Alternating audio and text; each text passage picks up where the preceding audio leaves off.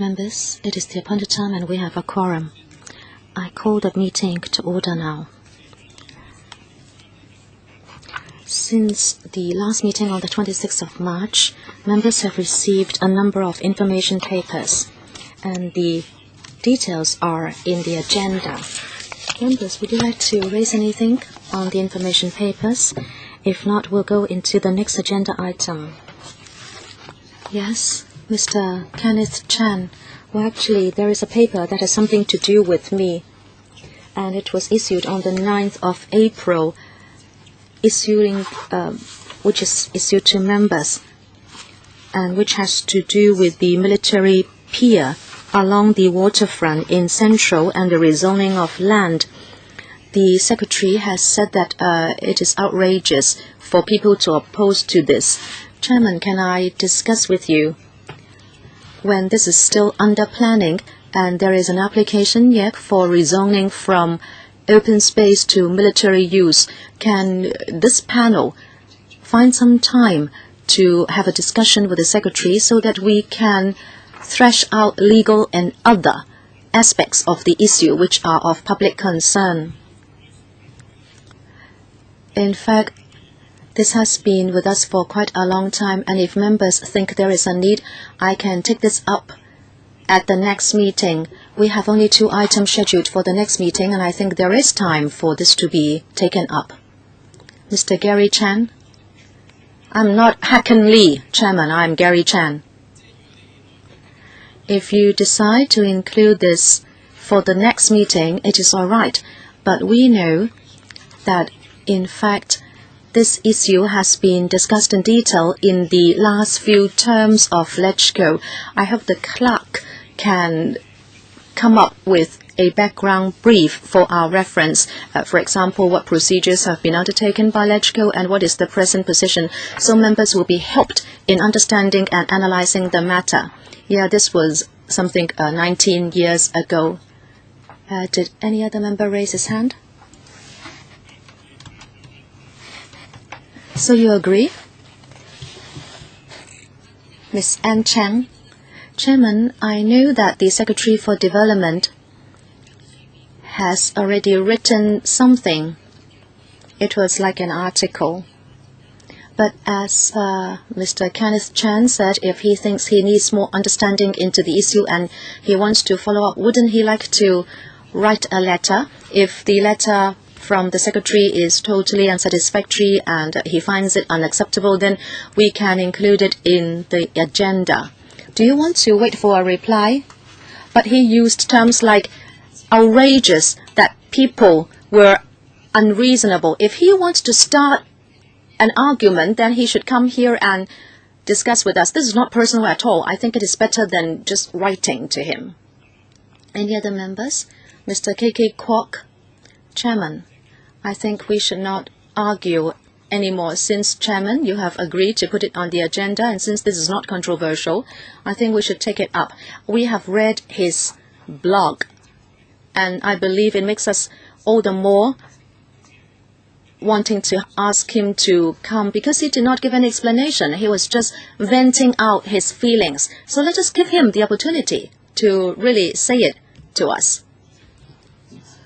Mr. Fernando Zhang, Chairman, I support that we should discuss this in public because I think it is something of public concern and there has been a lot of coverage.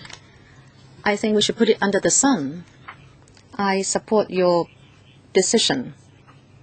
Well, I think this is a major issue. I think it is good for us to have a discussion, and this will be included in the next meeting and the agenda for the next meeting. Okay. The next regular meeting is scheduled for the 28th of May 2013 at 2:30 on a Tuesday. And the administration has proposed 2 items for discussion. The first one, PWP item number 159CD, reconstruction and rehabilitation of Kai Tak Nala from Tung Kwong Road to Prince Edward Road East.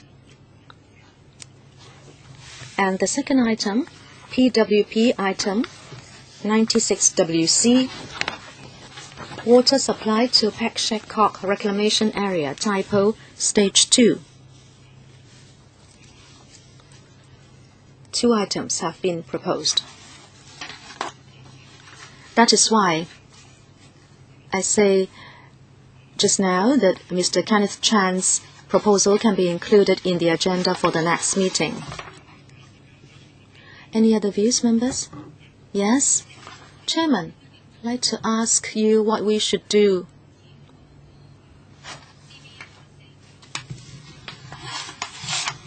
With regard to CB bracket 11849/01, which has to do with the cooperative housing for civil servants, the Development Bureau has replied to us, but it is just a stock-taking kind of paper telling us the historical background and historical factors, etc., and it has offered no solution to the issue. Should we follow up with a letter, or should we again put this on the agenda of the panel's meetings? If you think that the administration's reply has not afforded a better understanding, then we can put it on the agenda for the next meeting. I think we can take care of 4 items. I think we can still squeeze it into the agenda. Good. Thank you. Thank you very much, Chairman. Right.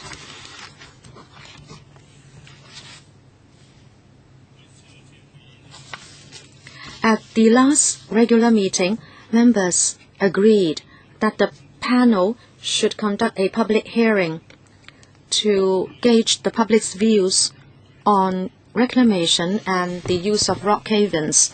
This will take place on the 1st of June, a Saturday, at 9 a.m. The clerk just told me that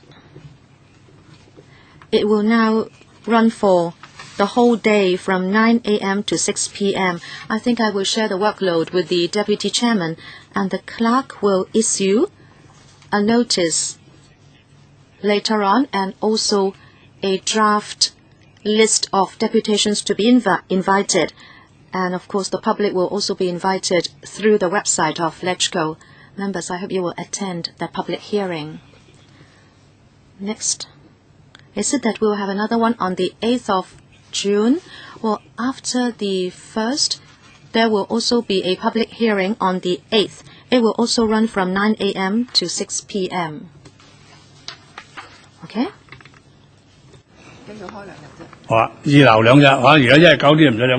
So 2 days should be reserved, just in case it cannot finish in 1 day. Now we come to agenda item number 3, PWP item number 259 RS, cycle tracks connecting Northwest New Territories with Northeast New Territories, Tuen Mun to Xiangshui section, stage 1. We now invite the government representatives to join us.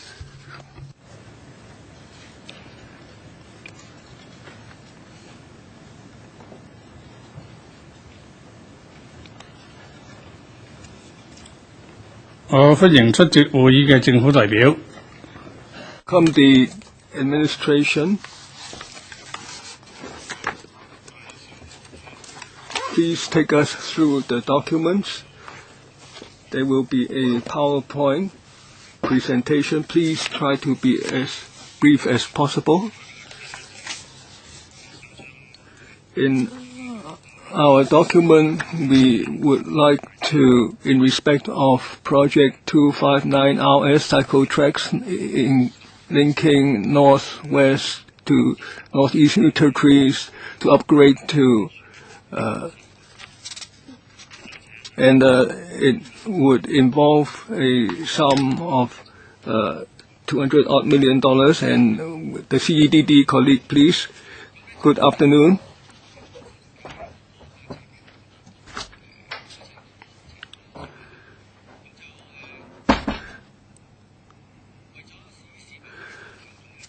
Now, in order that the public can enjoy the use of the cycle tracks as early as possible, we have been trying to develop the cycle network. It's about 82 kilometers. Main section, east side, linking Xiangshui and Mount Anshan, and on west, Tuen Mun, that's about 30 kilometers, and then Tuen Mun to Tsuen Wan, about 22 kilometers, and then there are also about 22 kilometers of branch tracks in the northern, southern, eastern, and western directions. Now, for the eastern section, Sheung to Mount Anshan, the works are in progress, and we expect that the works will be completed at the end of this year. As for Tuen Mun to Sheung section, we will tell you about our plan.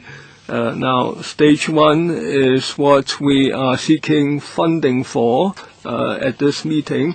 Now, Tsuen Wan to Tuen Mun section, the works are mainly in 3 phases. The first phase, that's near Tsuen Wan, about 2-point-something kilometers. Stage 1, that extends almost to Sham Chang, and then stage 2 extends from Sham Chang to Tuen Mun. Now, in the preliminary works, we are doing the detailed design and talking to the local people about the final alignment options. Now, as for the other branch tracks, we are undertaking site investigation and environmental impact assessment. So first, Tuen Mun to Sheung section. Now, this time we are planning to do it by stages. Now, the pink section is where we hope to conduct stage 1, and for which we are seeking your funding. It's about 16.5 kilometers in total. The blue section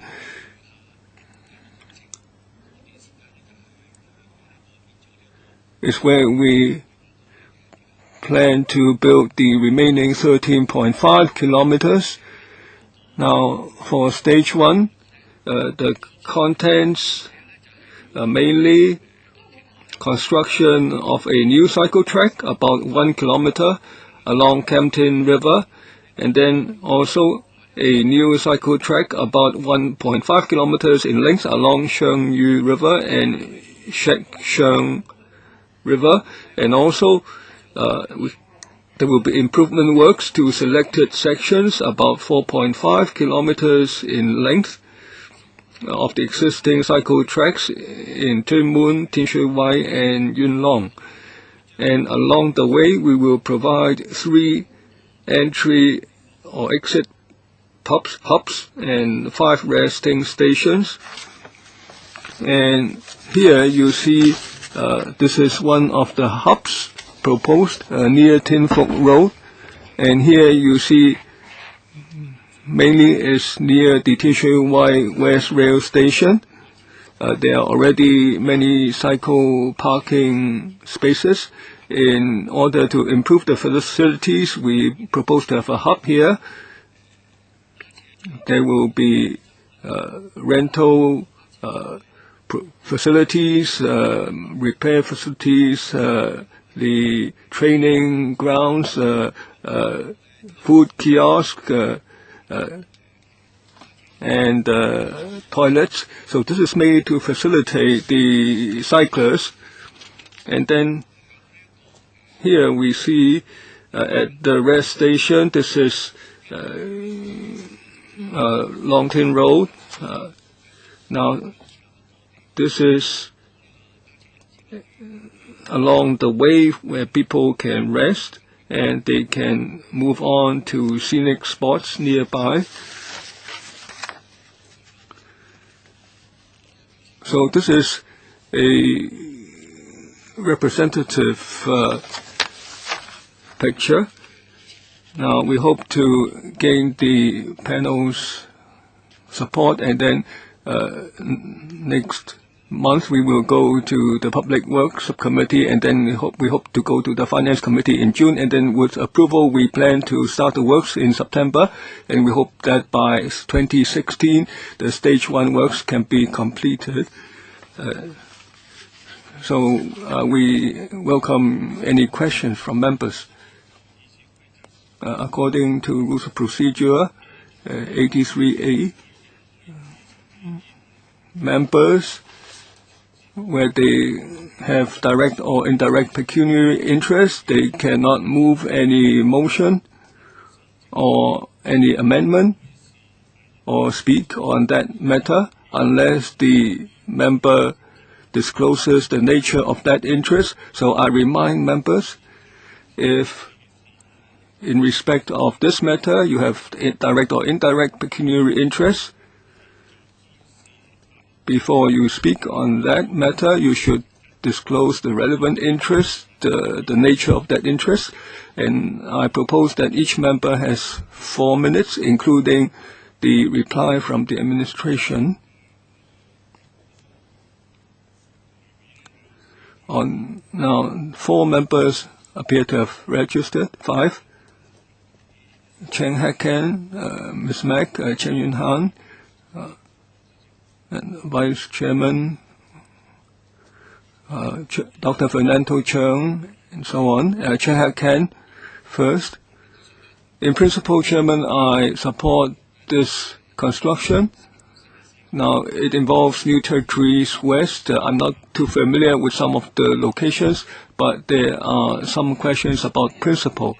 Firstly, we note that there is a high rate of accident along the tracks right now.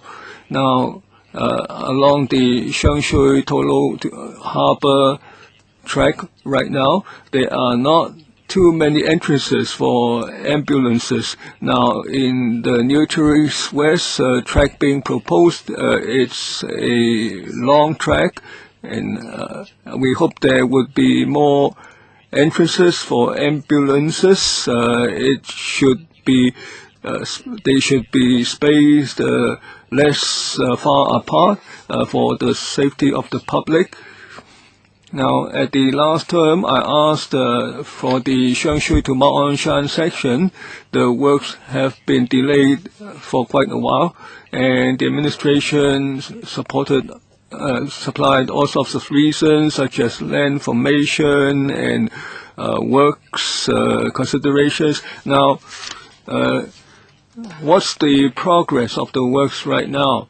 Can you meet the planned schedule? And have you learned from the experience of delay for the Shangshui to Mao Anshan section? Will you be able to avoid delays this time? Let me respond first. Now, concerning the emergency entrances or exits, we agree that these should be strategically located. Now, if you look at the alignment, now there are some exchanges, mainly at the West Rail stations, that is at Tin Shui Wai, Yuen Long, and Kam Tin. At the West Rail stations, vehicles can enter, and at the other sections, for instance, Castle Peak Road, there are also entrances. Now, do you have signs, for instance, telling people how long it would take for an emergency vehicle to arrive?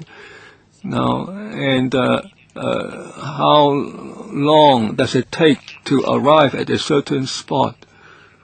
Perhaps the CDD can supply further information now, but in terms of design, we follow the Transport Department standards for cycle tracks. Now, as for the second question, for Shangshui to Mao Anshan section, we know that the works have taken longer than we thought for certain reasons, and we've learned from that. Now, last time there were several reasons. We had to resume some private land. That took longer than we thought. So now you see we now build the cycle tracks by stages, where there is less potential argument involved, we do those first so as to reduce the delay as much as reduce the chances of delay. Now, although the cycle tracks are not wide, very often we need support facilities like bridges to cross rivers, and we also need embankments at certain areas, and weather comes into play. Now, we understand that the public wants to enjoy the cycle track as early as possible, so according to the latest information, the Mount Anshan to Shengshui section is still expected to be completed by the end of this year and be ready for use. Next, Ms. Mack. Now, we of course support this piece of works. Now, the FTU, in over a decade ago, in 2002, already we proposed to the government to develop cycle tourism to make use of territory-wide cycle tracks and boost the local domestic economy. And now it's rather disappointing to see that the cycle tracks are being linked up in a piecemeal fashion. The government says it's not easy to build a cycle track, but looking at the present progress, the plan is still being built piecemeal.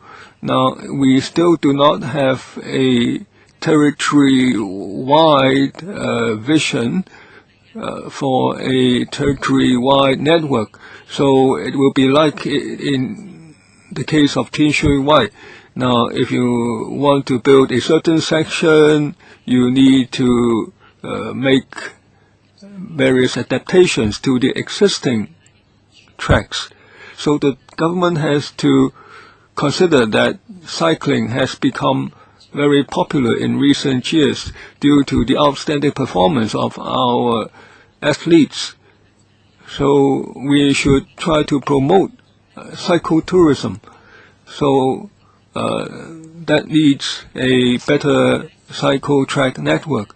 And also there were hubs and rest stations for cycles, as I see on the PowerPoint. Now, this is disappointing. It's very little different from the cycle parks that we went to when we were young. You can rent some cycles. Now, at that time, there were 3 or 4-wheel cycles.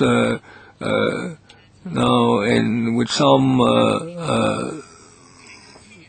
facilities for kids, but we don't think such cycle parks are adequate. Now, near Taipo there is a temple, and there was an old gentleman selling stinking tofu, and it's very popular. But if you talk about it as a kind of tourist destination, it's not attractive. So please do not just let us have any run-of-the-mill kind of cycle track providing a toilet, a kiosk, a first aid kiosk, food kiosk, etc. Can we be not more innovative? So we turn this into something which will provide impetus to the economy of that local place, instead of just copying the cycle track from Tolo Harbour to Junmun and Tinshui Wai. Thank you. Mr. Chan. Thank you, Chairman. In designing this cycle track, we have given consideration to Ms. Alice Mack's idea of cycle tourism. In the alignment and the rest stations as well as the hubs, we have given this kind of consideration. And actually, along the alignment of the cycle track, we would like to have the existing tourist destinations. For example, we have Nam Sang Wai nearby. There is a rest station in Nam Sang Wai. If you take a rest there, it's very easy for you to access the tourist destinations there. And we also have a heritage trail near Peng Shan. In fact, we would like the cycle track to link up these destinations for tourism. We have done some comprehensive planning. If you look at the first slide, it covers the NT cycle track network. From Chin Wan, you can take a bike all the way to Ma On Shan when it is completed.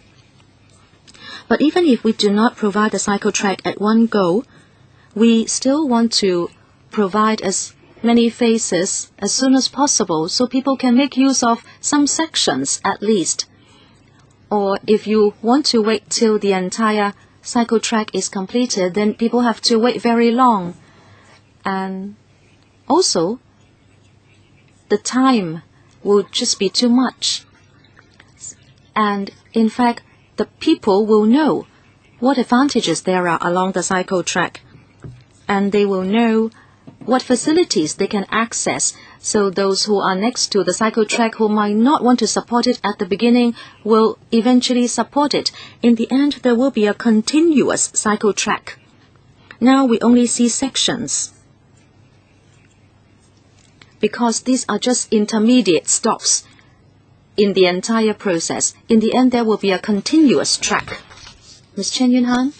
Thank you, Chairman. I, of course, support Ms. Alice Mack. In 2002, we had a legislator, Leung Fu-wah, and he spent a lot of effort in designing a cycle track for Hong Kong. He would like the administration to start building it.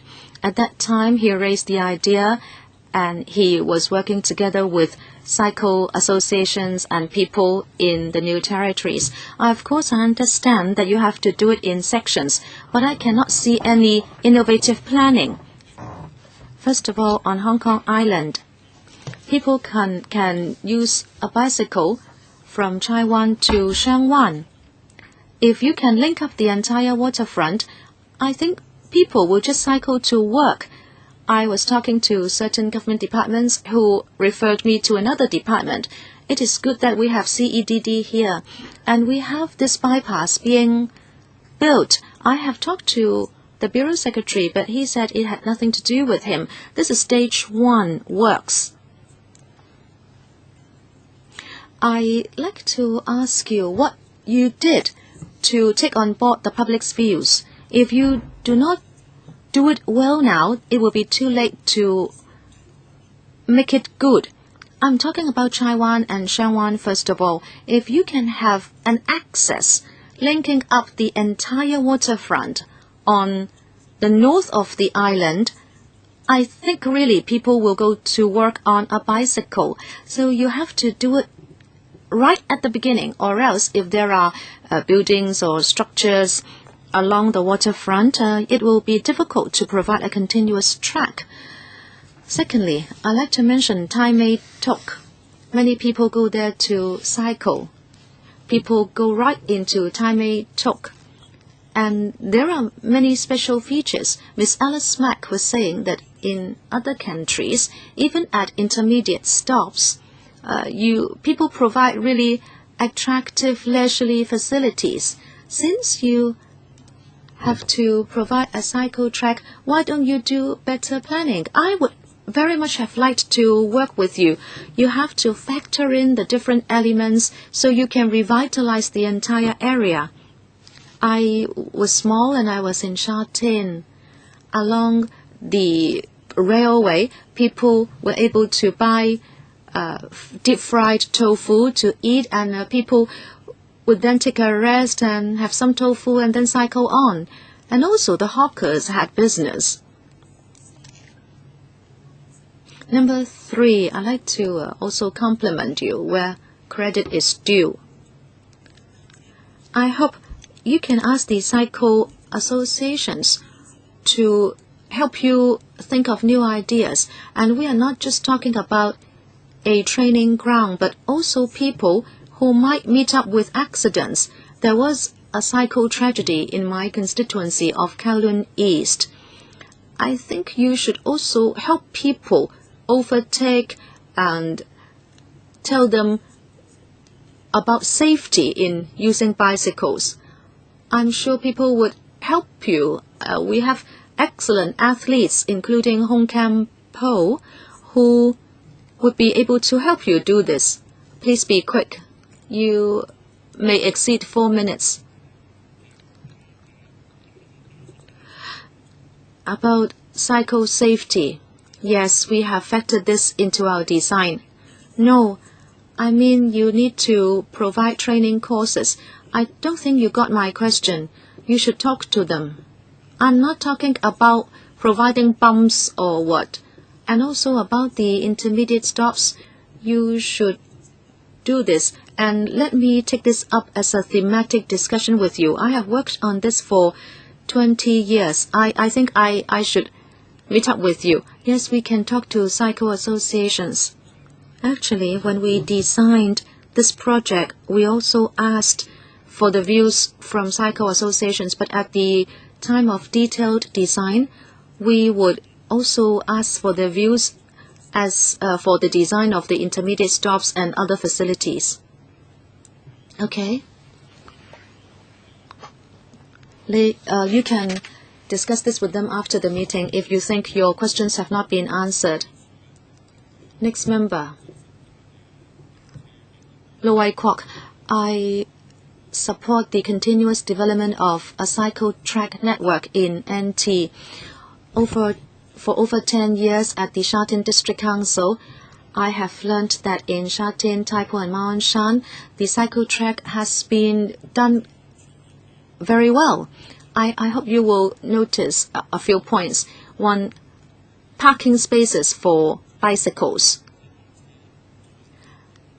And I'm not talking about cycling as a sport or a leisure activity, but there are people who make use of bicycles as a tool of transportation. Just like in Shengshui railway station, because of the export restriction on powdered formula, there have been fewer parallel traders. And the parking spaces for bicycles have not been used by them anymore because the parallel traders used to park their trolleys at the parking spaces for bicycles. But still, there is too little supply. If the cycle track is a convenient track, people who live along the cycle track can take a bicycle to the railway station and then transfer to the railway to go to work. It is a very environmentally friendly transportation tool. It is also very good for health. But how can you make sure that there will be enough parking space for bicycles? You must factor this into your design. And what is your consideration about this? Secondly, management of parking spaces for bicycles. First of all, illegal parking. We said that in Sha Tin you could not catch those people because of the law, and you were not able to impound the bicycles even if they were parked illegally. So those who were actually using the cycle tracks could not park the bicycles at the parking spaces. And also, even if those are formal parking spaces, we can see dogs in the manger. Some bicycles are just abandoned there. Those were quite worn down machines, and they were abandoned, literally. How can you solve this problem? PAS, in the new exit or entry hubs at West Rail stations, for example, we have provided for parking spaces for bicycles. So people who use the bike for short journeys will be able to travel on the railway after parking their bikes. We can provide 600 such spaces in this project. That's quite a big number. Yes, we would like to provide as many as possible, but there may be site constraints. I'd like to defer to the CEDD to talk about the management of parking spaces. Mr. Wong, let me give you more information about the parking spaces. As the Bureau said, in stage 1 there will be 600 spaces.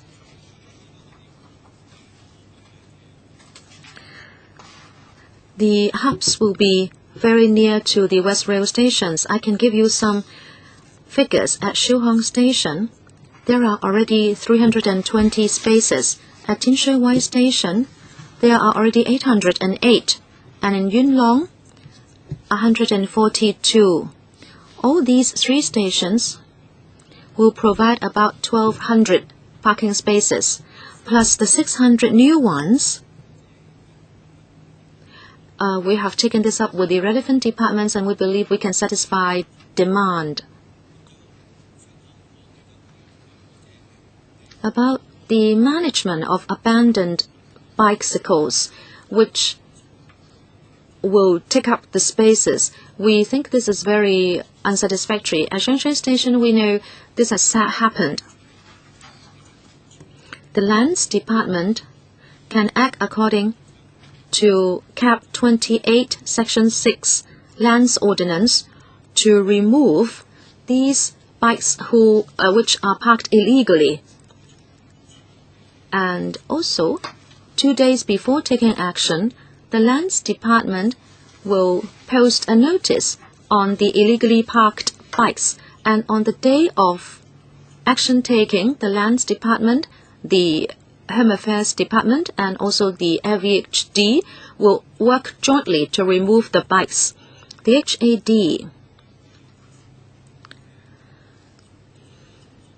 will take up inquiries from the public. The police will also be on site to give assistance. This is how we tackle abandoned bicycles. Thank you. Mr. Chair, Vice Chairman. Now, I'd like to follow up too.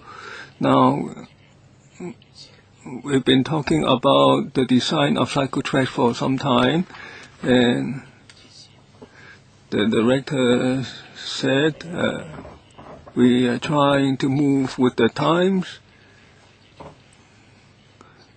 and take on board the views of the cycling groups to have better facilities in order that the sport can be promoted. So we need to pay more attention to these considerations. For instance, maybe there should be Wi-Fi facilities at certain of these locations. Now, I don't quite understand about paragraph 9A.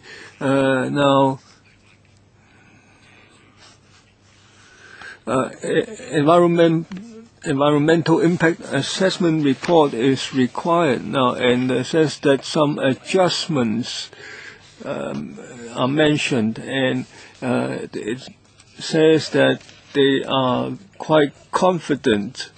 Now, can you explain further? Now, about communicating with cycling groups, now I mentioned that just now. Well, even the public can participate. That is the parking regs. Now, the CDD organized a competition contest. Many people participated, and so we were able to take on board the public's views about which facilities they felt were most convenient and which designs are better looking than existing ones. So these will be incorporated in the future layout, and these will be available in future hubs and rest stations. Now, on the EIA mentioned in paragraph 9, Now, at one section, now, according to the EIA ordinance, this is the specified works. So we have to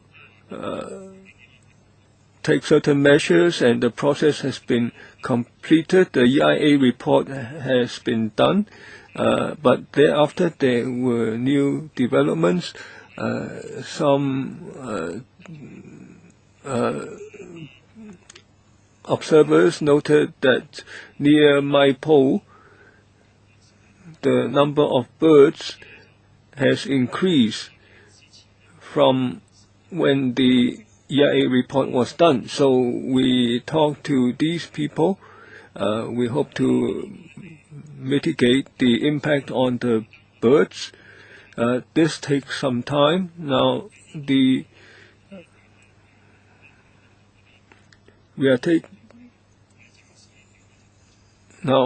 propose to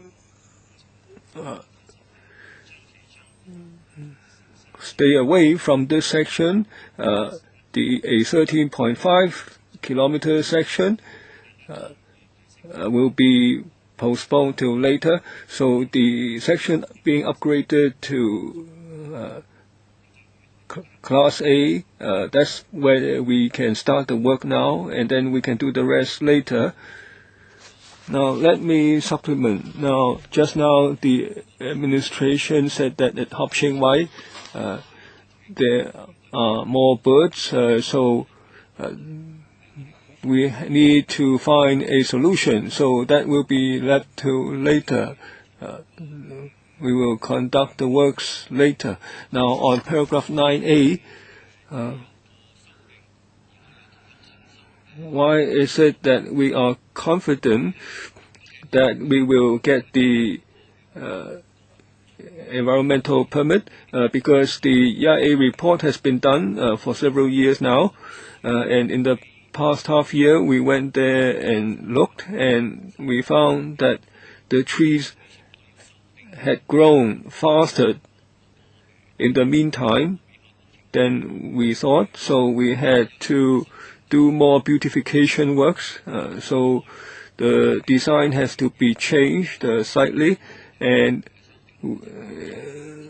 it's only minor change. So we are quite confident that we will obtain the approval required to go ahead with the works. Next, Dr. Fernando Cheung. Now, of course, we support the cycle tracks project. We think it should be completed earlier, but on the alignment, we are concerned about the impact on the environment. Now, for instance, about my pole, as mentioned earlier, we should monitor the impact on ecology. Now, people are saying, now in one of your paragraphs you mentioned a section of cycle track to Nam Sang Wai. Now that has not been upgraded to category A yet. Now the section being considered right now does not include that section, but if the tracks extend to Nam Sang Wai, will we damage the ecology at Nam Sang Wai? Now, there are many trees which people love there. If you have a cycle track, then you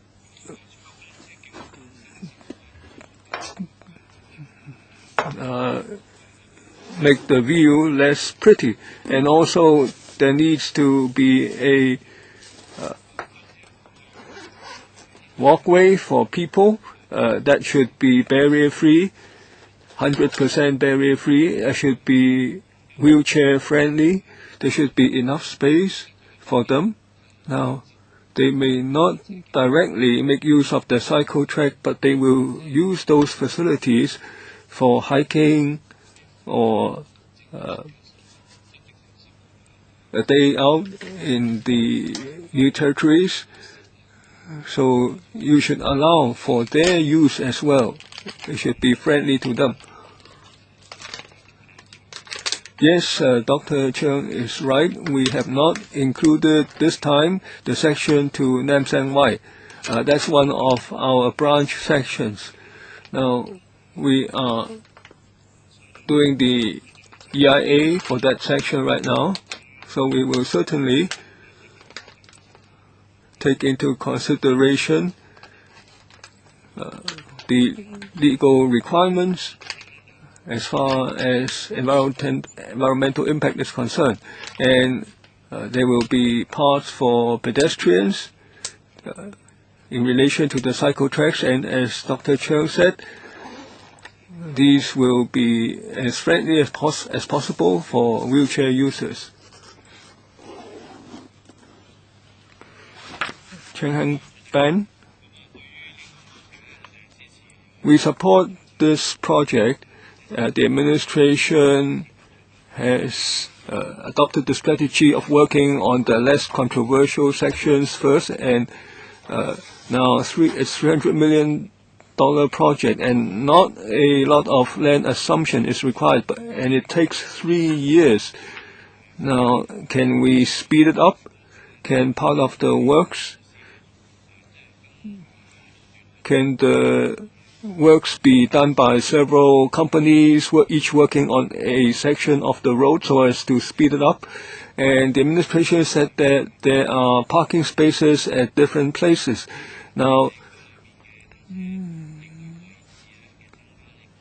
we need more parking spaces in the community.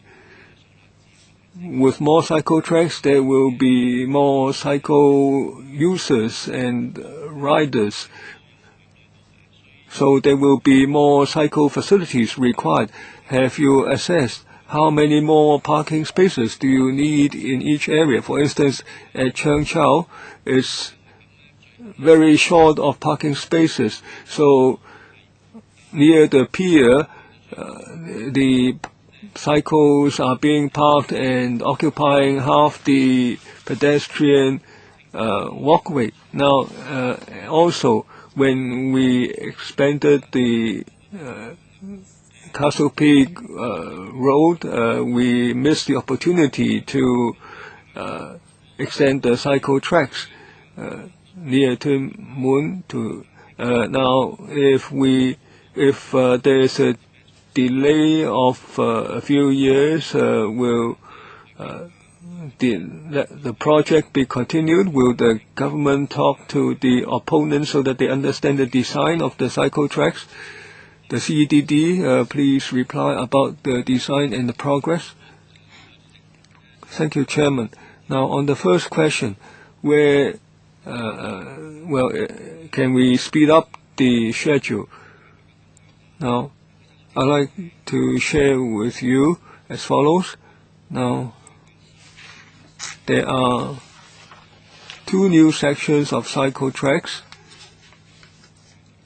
in areas of high ecological value, so we are mindful of the impact on the ecology, especially on birds. We talked to the AFCD and to the environmental groups. Now, in the rainy season, April to September, we cannot work there, so there will be 6 months in the year where we cannot use heavy machinery for ecological reasons. So there is a limit to how much we can speed up the works. Now, for the 3 exchanges, interchanges, and the rest stations, they take up a lot of space. There are 3 hubs. It's 1,250 square meters, and the 5 rest stations about 1,500 square meters, and there are building structures and facilities. So we also need to upgrade the management so that to so as to reduce the impact on the environment. We have to reduce the use of heavy machinery. So 3 odd years is about just right. It's just about the time we need. Now, on the parking spaces, whether cycle users will find them adequate in the districts. Now, at the new towns and the new development areas, there is space to provide cycle tracks for short distance traveling.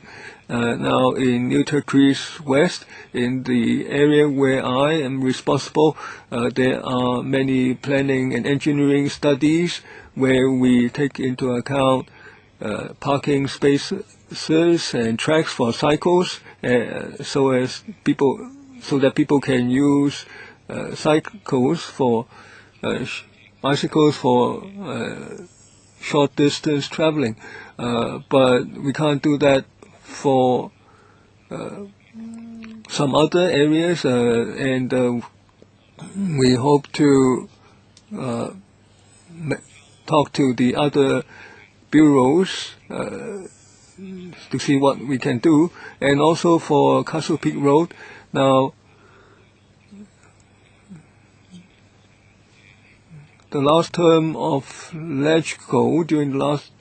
LegCo, members were certainly aware of the opposition regarding the section from Tsuen Wan to Tuen Mun, and especially for Sham Cheng and the Gold Coast.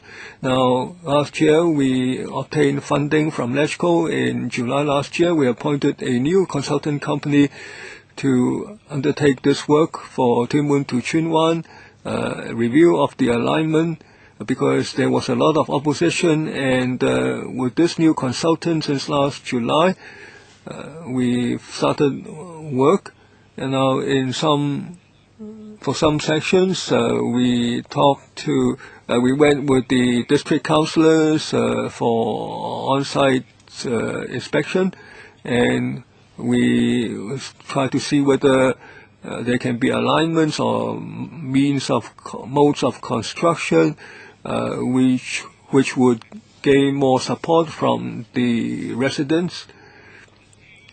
And we hope that in the third quarter of this year, we can present proposals or plans for discussion with the residents, so that we can reach consensus for solutions for early completion of the Tsuen Wan to Tuen Mun section. Next, Dr. Kwok Ka-Ti, Chairman.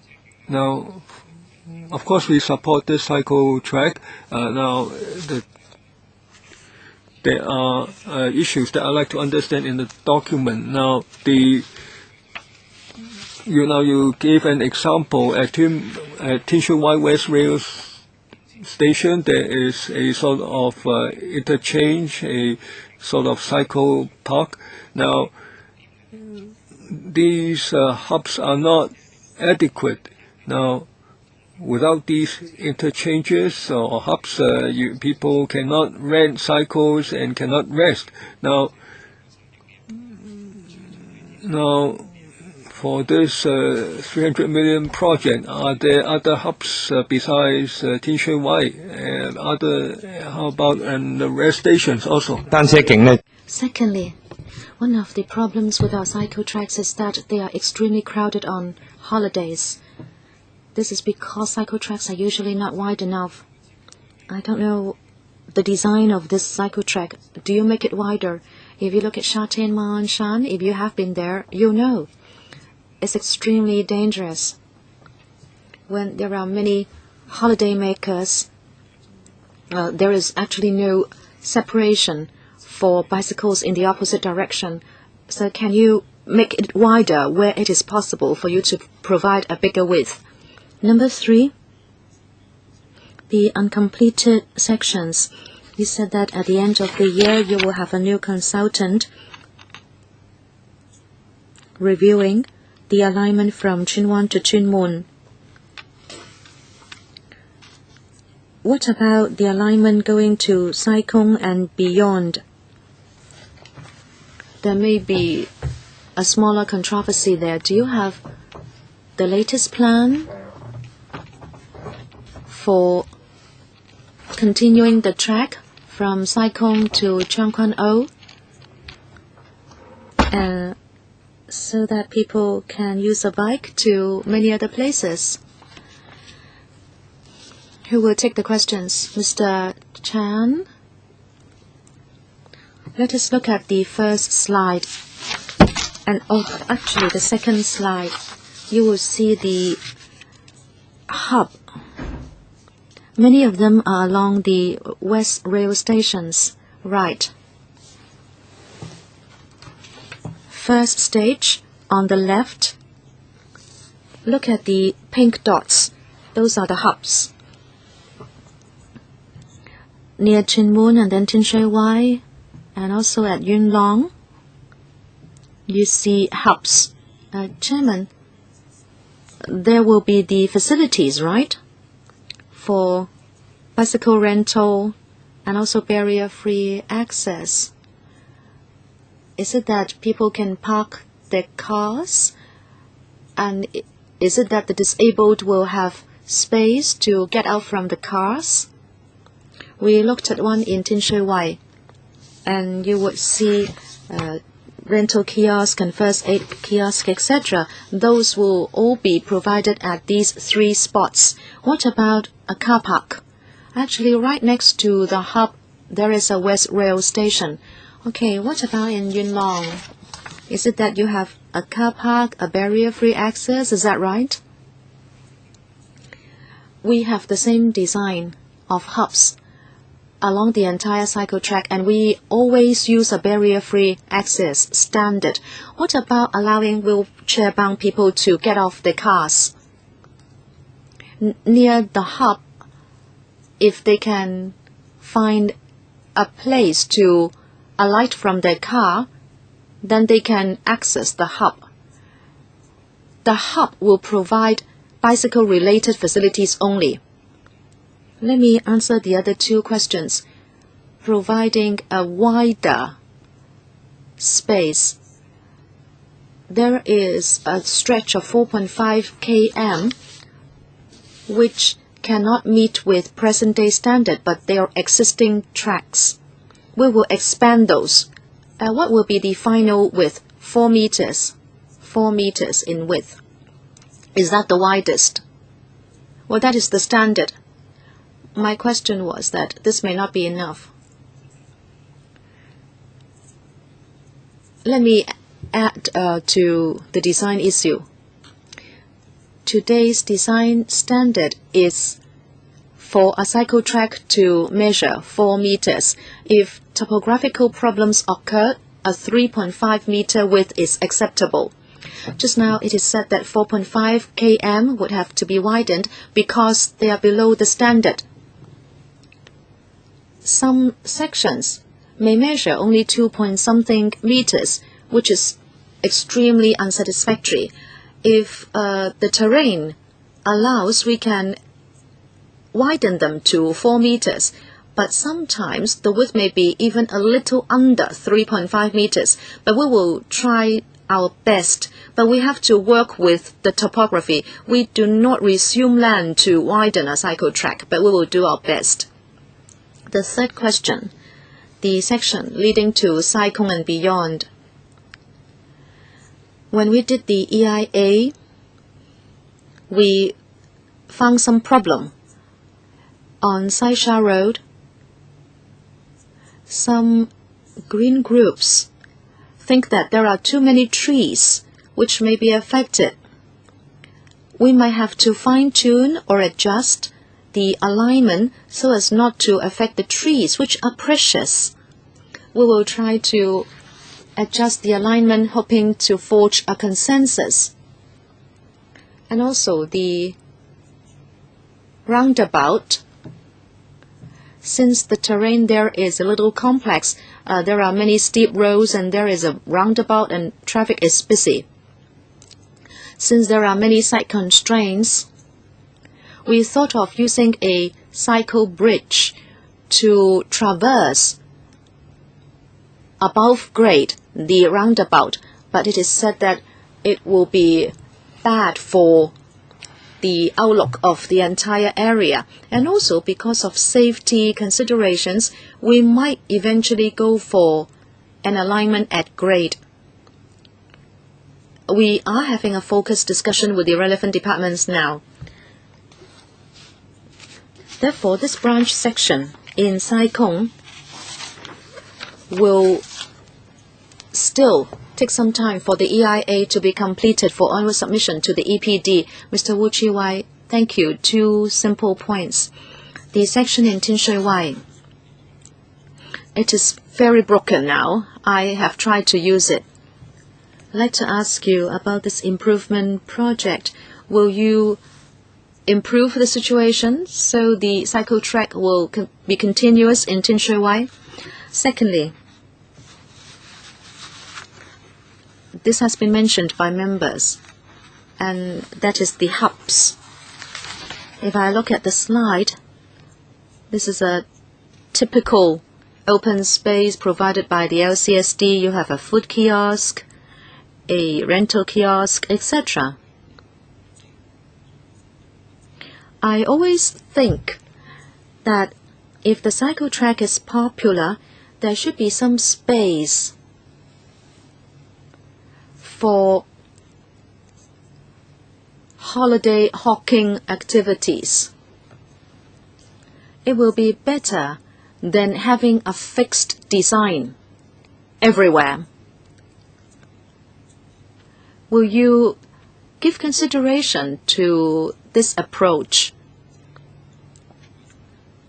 In the NDAs, as members mentioned, we are concerned about bicycle or cycling safety. I'd like to say again that the APIs put out by the administration are such that they feature cycling as a leisure activity, but actually many people in the NT use the bike as a tool for transportation. Sometimes the cycle track is planned in such a way that people have to also cycle on carriageways. Actually, the planning is such that you do not welcome cyclists on the carriageways, and there is no safety provision for cyclists. And also, since they are regarded as a vehicle, it is said that they should be managed and controlled like a licensing system, and also maybe a special lane for them. I understand this may not be within the purview of the Development Bureau, but would you also take this up with the Transport Department? With regard to licensing, we have to refer that to the Transport Department. As for the design, maybe Mr. Wong, you can answer the question. The question is about whether the cycle track will be made continuous in Tin Shui Wai. We have a plan to do it wherever possible. When we build the entire network. No, sorry, I'm not talking about connecting the cycle track to Tin Shui Wai. I'm saying that there are sections and sections of cycle track in the Tin Shui Wai area. I'd like to know whether you are also going to link them up in this project so it becomes a continuous cycle track. Maybe if there is a crossing, you may lead the cyclist to go up a flyover, etc. Now I understand the question. The Transport Department is doing a study now, looking at 9 new towns and the cycling facilities to see if the facilities are sufficient and possible improvements. I believe this will be looked into as part of that study. As far as I remember, the report might have been produced because I understand the study is nearing completion. I'm sure there will be a proposal coming out of it. You mean this 300 million project does not include improvements to existing cycle tracks. You are correct. We are talking about providing a backbone section all the west of Ma On Shan. But I'd like to ask you a general question. Apart from providing sections of cycle tracks, would you like to provide a continuous network? Actually, our plan is precisely to link up existing cycle tracks. Just like in Shanghai now, you can use a bike to go to Taipo, Shengshui, and then you make use of Castle Peak Road, and then later on you will go to Cam Tin. Our plan is to link up the cycle tracks so that it is continuous all the way from Ma On Shan to Chunwan. This is our overall plan. There are sections and sections of cycle tracks which will be improved upon, and where there is not a cycle track now, it will be built, so there will be one continuous cycle track for the entire NT. Well, I hope that planning-wise, the concept should include allowing cyclists to cycle continuously without having to wait at traffic lights, because this is a very irritating kind of design if people have to wait for the traffic lights to change. Mr. Leung Chi Chang. Thank you, Chairman. I support this project. As you know, at present, many people have taken up cycling. My impression is from Yuen Long to Tuen Mun, there are always cycling fans doing that sport every night. It is good for you to provide this section ASAP. I think the administration should actually expedite the project. What is a pity is that originally from Shengshui to Yuen Long to Tuen Mun, in fact in Hop Shing Wai, it is a very scenic area, but because the EIA does not satisfy the consideration on migratory birds, and I think that project is now shelved. Now you choose the easy pass first, but I don't know when you can attend to that difficult part. Therefore, I have a few questions. Number one, do you have a plan to realign that section if it is affecting the birds? Maybe we, human beings, can give way so the project will not be delayed. Because the problem is not up to you to solve, it's up to the migratory birds. Well, you can't wait till all the migratory birds have left. So to be more realistic, you have to realign the route. So you can go along Castle Peak Road. You might have to resume some land, and that might solve the problem. But then people can't do the bird watching along the way. So would you consider realignment? Or are there better alternatives? Or maybe you can build some, or you can plant some trees, forests nearby so that the migratory birds will move there. Secondly, on the interchange or hub, well, the location can be said to be satisfactory, but can you improve the facilities? Now, right now, the Tinshui Y one is bigger, the others are quite small.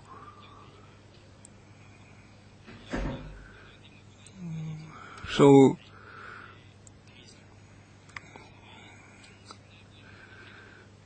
there are 2 points regarding these recreation locations.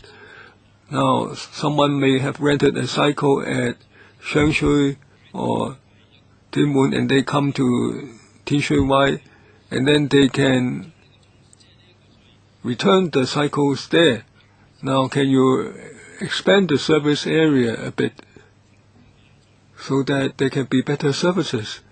And secondly, I suspect that if there's some sort of cycle park here, then can other members of the public use it? Even though they don't ride bicycles there? In that case, you should have more space for some sort of competition so that there can be a richer variety of activities there. Please be succinct, please. Thank you, Chairman. Now, when we say that some of the work will be done later, now we are considering realignment. We hope to stay away from that part. Now, on the planting of trees nearby, well, that takes time to know whether the birds will indeed move there. So we try to use a faster way. On facilities at the interchanges, there may be facilities for learners to do some training in bicycle riding.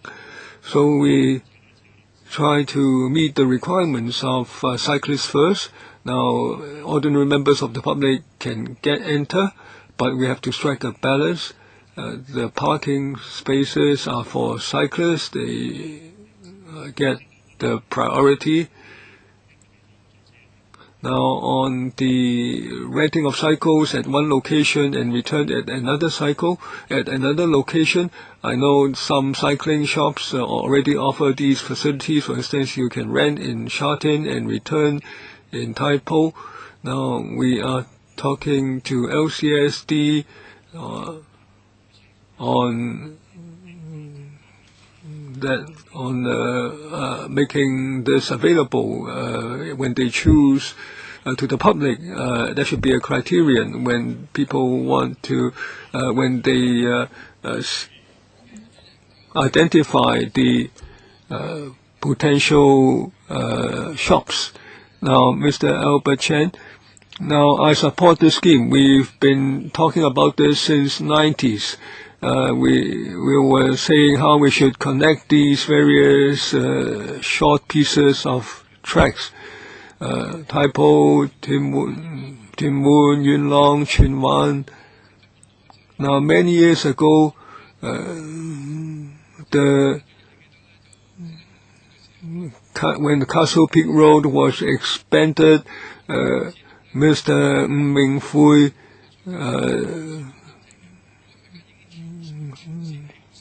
sold us out, sort of, and it was gazetted back then.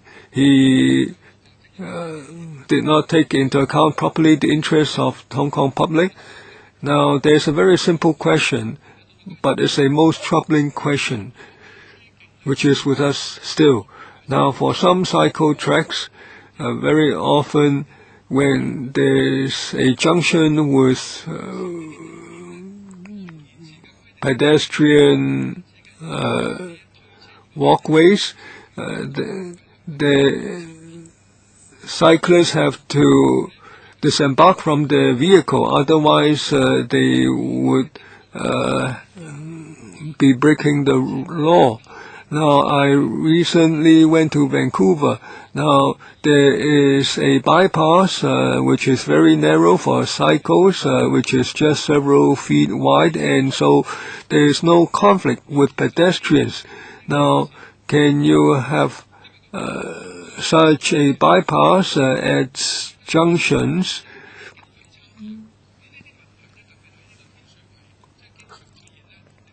Now, this clash occurs at Tin Shui Wai at many spots, and we don't want the cyclists to be prosecuted. Well, we can perhaps talk to Transport Department to see whether they have a solution. Now, at these locations, no, I think it's a question of design. If your design guideline stipulates that you have these cycling bypasses, then you can certainly do it, even though there may be some technical difficulties. If you have such a policy, then these problems would not arise. Right now, if you go to many places, well, we can actually go there, Mr. Chairman, and have a look.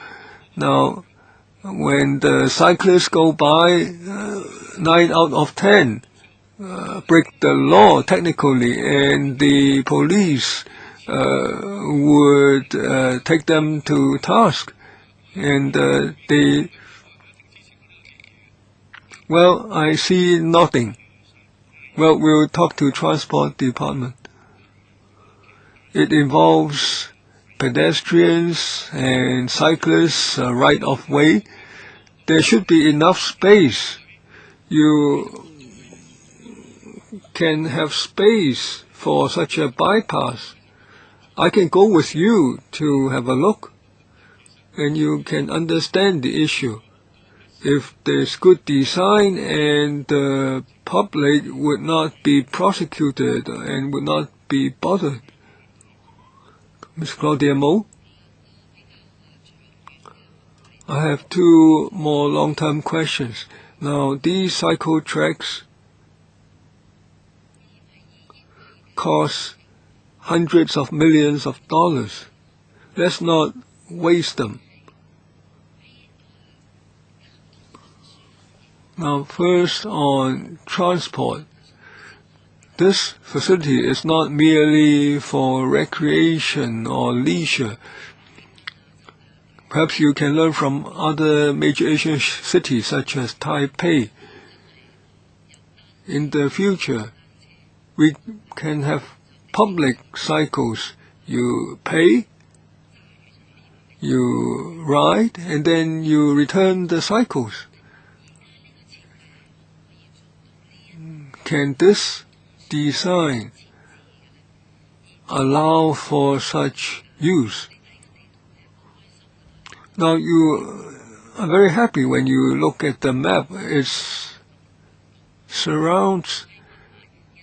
It goes over the entire northern New Territories. Now, maybe you can have it in Kowloon, maybe more difficult in Tsim Sha Tsui, but maybe you can link up in Kowloon West.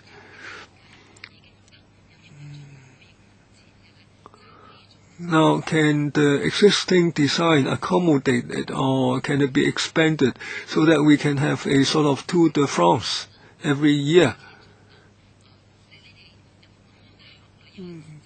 Have you such a consideration, or is it merely for leisure and you don't look at the longer term? Now, the existing design of the cycling tracks are mainly for leisure. As for other uses,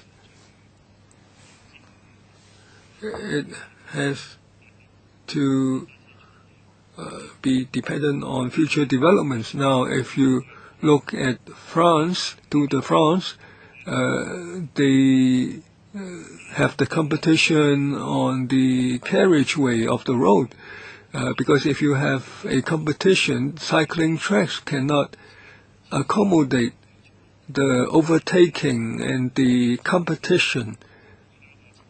So the tracks have to be much wider. The existing design cannot accommodate that because we need much more space. It's already difficult to have a cycling track that extends all over the New Territory or across the New Territories as it is. Now, back to the first question. Do you have a timetable? I know it can't happen in the next year or two, but longer term, can it be a major mode of transport for northern part of the territory? Do you have a timetable? As I said earlier, this is mainly for leisure. Now, you're talking about a transport issue. It's not just a cycling facility in that case. Now, this alignment is not transport oriented. Now, for Sha Tin to Tai Po, people do not use it as a means of transport between Sha Tin and Tai Po. So I will draw a line here. Members are very interested in the issue.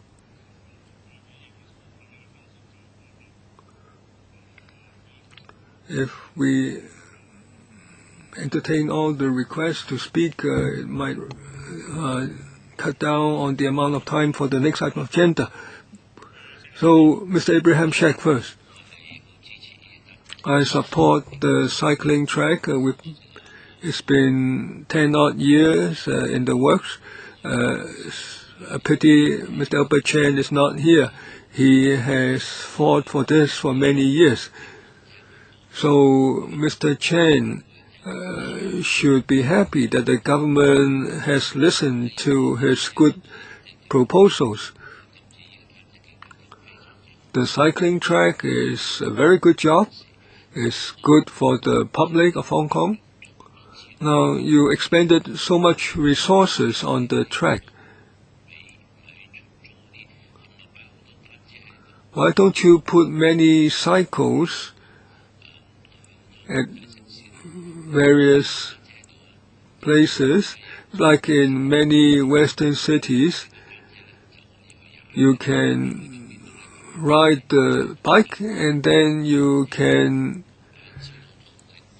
arrive in some other place and you leave the cycle there, the bike there.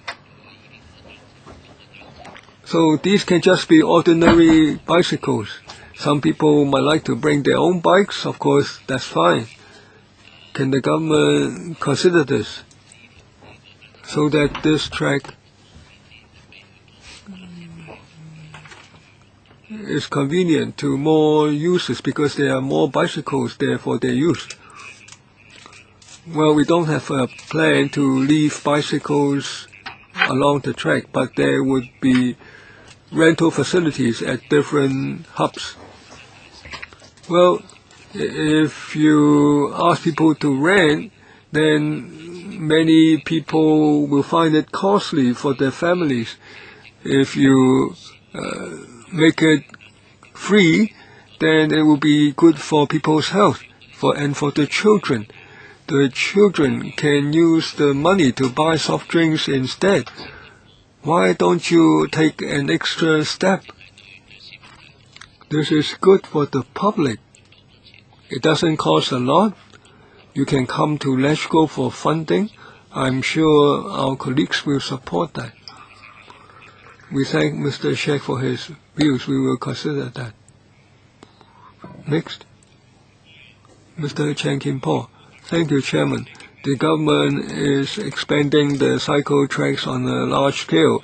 It's good encouragement to the public, but we have a transport safety issue. In the first 10 months of last year, there were already 2,180 traffic accidents involving bikes, and there were casualties involved. Now, you promote cycling as a sport. Do you have a cycling safety policy? For instance, people must wear helmets, they must take riding courses, anti-collision facilities, and in stepped-up prosecution of rule breakers. Now, it may involve transport department and the police, but if with such a major scheme, have you talked about interdepartmental safety policies? And often there's speeding.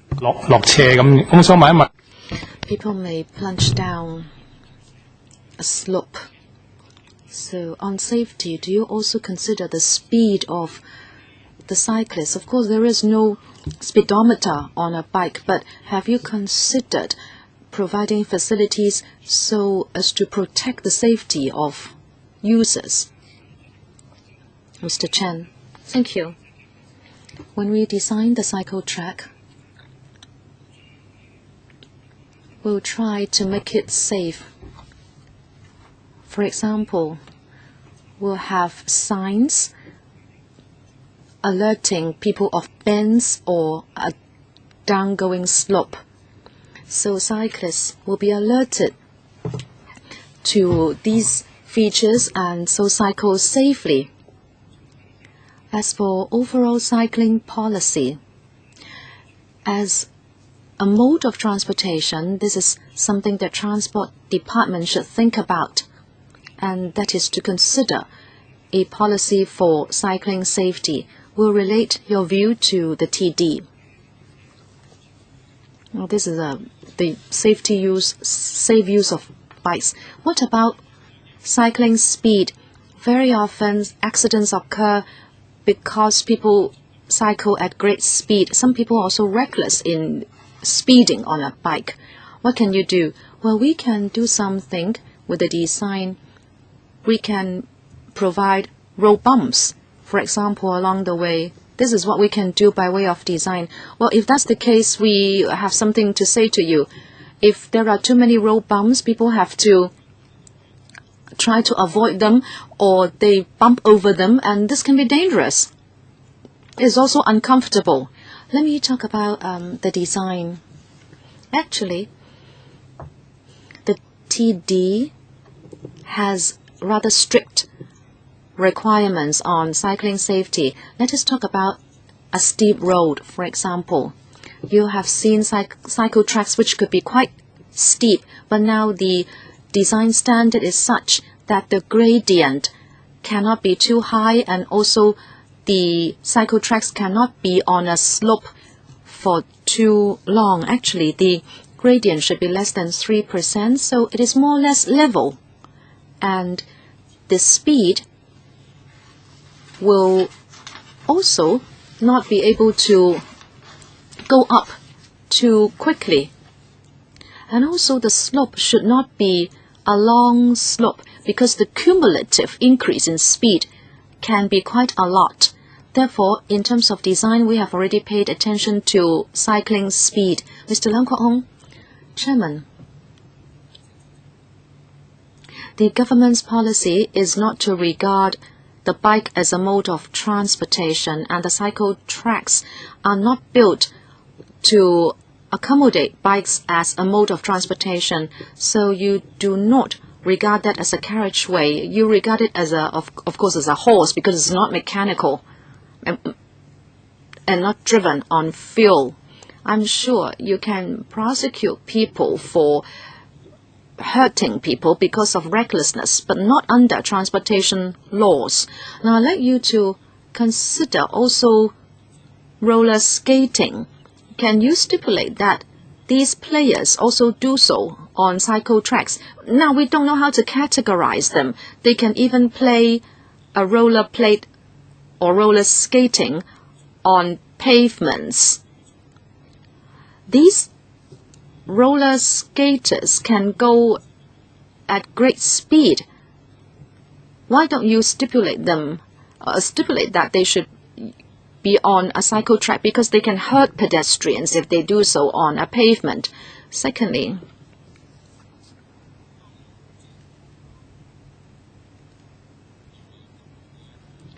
the interface between pedestrians and cyclists. You have to solve this problem. Theoretically,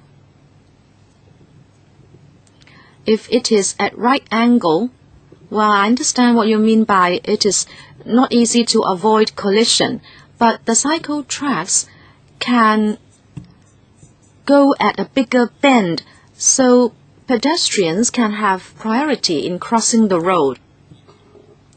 When people wait to cross the road, cyclists may still be crossing the pedestrian crossing even when the traffic light is in a red phase.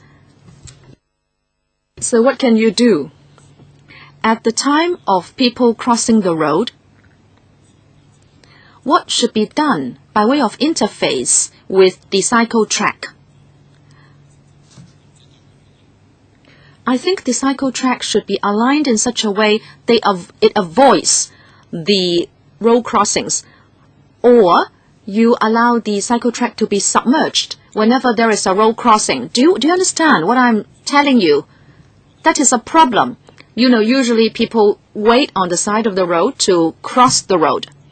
And when people also run across the road from the opposite side, and then the cyclists will still be crossing the road crossing while people are crossing the road. I think you have to deal with this. PAS.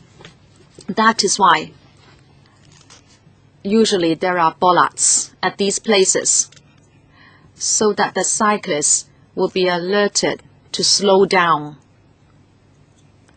Or actually they should step down from their bikes and carry their bikes over the road crossing. As Mr. Leung Kwok Hong said, that might be a problem. Even if you divert the cycle track, there will still be pedestrians having to wait and cross the road. But then not too many people will be gathered there, because cyclists are using the pavements as well. They know that you want to stop them, but they use the pavements, and so they are very close to pedestrians when they cross the road.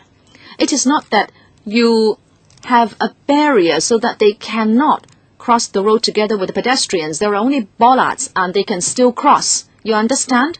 I understand you. But cyclists should not go on the pavement. This is not legal. Well, they break the law, but then there is nobody enforcing the law, unless they knock down someone. If they are caught red-handed, then yes. I always distribute pamphlets during the election campaign at such junctions, and I have always seen that happening. Well, that is why next to the cycle track, we should provide room for pedestrians together. Well, yes, I'm telling you, the cycle track should avoid such road crossings by being diverted. Sometimes pedestrians run to cross the road. You may still have the risk, but then the risk will be delayed. Okay, you should take this back for more consideration. Okay, there should not be any more discussion. Mr. Gary Fan, sorry, I apologize for being late. If my question has been asked already, I just like a brief reply from the officials. I'd like to talk about a branch section at Nam Sang Way. The paper says that Stage 1 has had all EIA supported, and also it is in line with all the standards and legal requirements. I understand that residents and green groups are concerned about the provision of a cycle track near Nam Sang Way, that there may be a negative impact on the ecology. If the EIA is not supported, what will the administration do in future to try to meet the requirements of the environment? And also, do you really have to provide a cycle track in Nam Sang Way? Because from Tin Shui Wai Yuen Long, linking up to Shang Shui, it is not a backbone section, but only a branch section. The branching off section in Nam Sang Way, we are still doing the EIA. We are going through the EIA procedure. That is why we have not included that branching off section in this funding request. We have to complete the EIA first before we will look at the design in the next stage. What is the worst case scenario? Is it that you may give up this branching off section if the EIA is not supported? We still would like to build that branching off section, but first of all, we have to meet the requirements of the law. We would try to minimize the impact on the environment. We would try to strike a balance. There are people in that area who would like to have a cycle track, so they can go to Nam Sang Way to enjoy the scenery on a bike. But when do you think the EIA will be completed? I believe the EIA report was already put in the public domain at the beginning of the year. Maybe the CEDD can give you the timetable. Yes, I can give you the latest information. From Yuen Long to Nam Sang Wai, that branching off section, the EIA report is now the subject of public engagement. Actually, the PE stage has completed, and we have received views from some organizations. Especially, people have commented on the possible impact on the environment. Now with the AFCD and also the EPD, we are following up the issue. We have to go through a legal procedure, including going to the ACE. We will engage the public in looking at a possible acceptable alignment before we will go into the next stage. So you mean by the third quarter we will have a clearer idea? Well, I believe under the EIAO, the ACE has to give its comment within a statutory timetable to the DEP, who will make a ruling. There is a statutory time limit for this to be done. My estimate is that in the latter half of the year we will have a clearer idea. Okay, I think that's it for this issue. 17 members have asked questions, and members have had detailed replies from the administration. I believe we should end our discussion here. I'd like to ask members whether you would support the submission of this paper to the PWSC. Any objection? If not, we will propose that the funding request should go to the PWSC. Thank you, officials. Thank you, Chairman. 就下一個議題，我哋就進入議程第。Next item, Agenda Item 4, Planning and Engineering Study for Housing Sites in Yuen Long South, Stage 1 Community Engagement.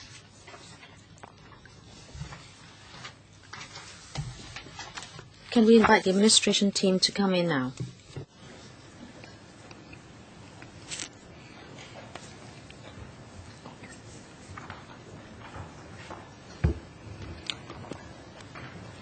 Let me welcome the administration officials. Could I now ask you to take us through the paper? I understand that you will make use of a PowerPoint to do the presentation. When you ask and answer questions, please try to be precise and concise. Thank you. Now we will brief you about planning and engineering study for housing sites in Yuen Long South, investigation, stage 1, community engagement. Now in 2011, in the policy address, it was disclosed that in North District and Yuen Long, land use for warehouse or fallow agricultural land would be used for housing purpose. And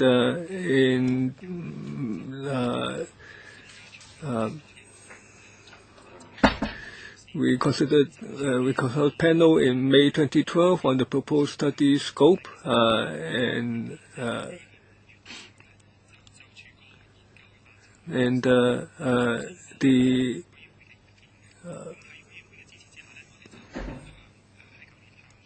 on the approach for the planning engineering study for housing sites in Yuen Long South investigation. With member support, the Finance Committee approved in July 2012 the funding, and there will be 3 stages of public engagement. We are now in first stage. We hope to get the public's views on development opportunities and constraints, and we hope to get some members' views on the guiding principles. So we try to brief you on the issues concerned. Maybe the planning department can take us through briefly. Mr. Wong? Thank you. Now, in 70s and 80s, Yuen Long already developed into a new town with a lot of facilities, but on the outlying areas south of Yuen Long Highway, mainly is still rural. Although it's termed rural, yet there have been many temporary warehouses or open storage or fallow agricultural land and industrial use. So we try to make use of this land for housing purpose, and we explore the potential. Now, at the blue dotted line, you see 1,560 hectares. That's the scope of our study. We try to see how the development will affect surrounding areas so that there can be basis for technical assessment. Now, the Development Bureau mentioned that this study just started, and mainly we want to hear from the public on the development of Yuen Long South, and we hope to come up with a preliminary proposal and come up with a preliminary outline development plan. So we don't have a specific plan right now. Why Yuen Long South as a potential development area? Now, Yuen Long South is quite close to Yuen Long New Town, and the land is quite flat, and the area is significant, and the blue area is about 200 hectares right now. There are over 70% which are being used for open storage, workshops, and or fallow land. So there is quite large potential, and you can see that these are the land uses right now. Now, given all these opportunities, because the land are used for those purposes, such as open storage, warehouse, and so on. So we can, at one stroke, improve the environment in this part of the territory. Now, it's not easy. There are opportunities, but there are also constraints. There are so many temporary warehouses, so the warehouses offer some economic value. They provide job opportunities, so they will be affected if we use the land for housing. And there is some open storage, but there are also villages and some residential communities that are quite well developed. And in terms of environment and waste discharge facilities is quite lacking. So we try to make overall improvement on this sewage discharge issue. Now, it's not served by rail. This is near Yuen Long Highway, but there is no direct link by carriageway to Yuen Long Highway. You have to go around Yuen Long New Town, so it's rather indirect. Now, 50% of the 85% of the land is owned by the private sector, and 15% by the government, and most of that is roads and drainage. So there's very little that the government can offer, can do with its own land. Now, also under the underground, there are some caverns, rock caverns, which may pose constraint to development works. And before the study, we contacted some local residents and stakeholders to gather their views on the development of Yuen Long South. Now, overall, they support using such brown lands for needed purposes, and some people feel that the existing agricultural land can be preserved, And on the ratio of public and private housing, the views are rather diverse. So we drew up some guiding principles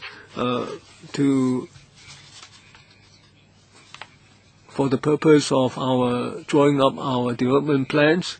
There should be enough infrastructural facilities, that's the first principle, so that the land can be developed, and also that can improve the existing environment, and this is close to rural areas, so we should take into account the existing land use, existing environment, the villages and villages that are non-indigenous, and also there are country parks close by, so we have to pay heed to areas with high ecological value, and also how we can link up to new towns and new development areas such as Hong Kiu.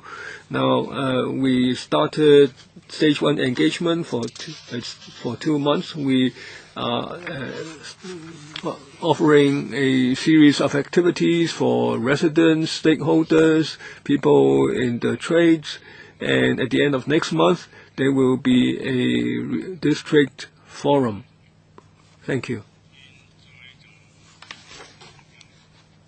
Members' questions?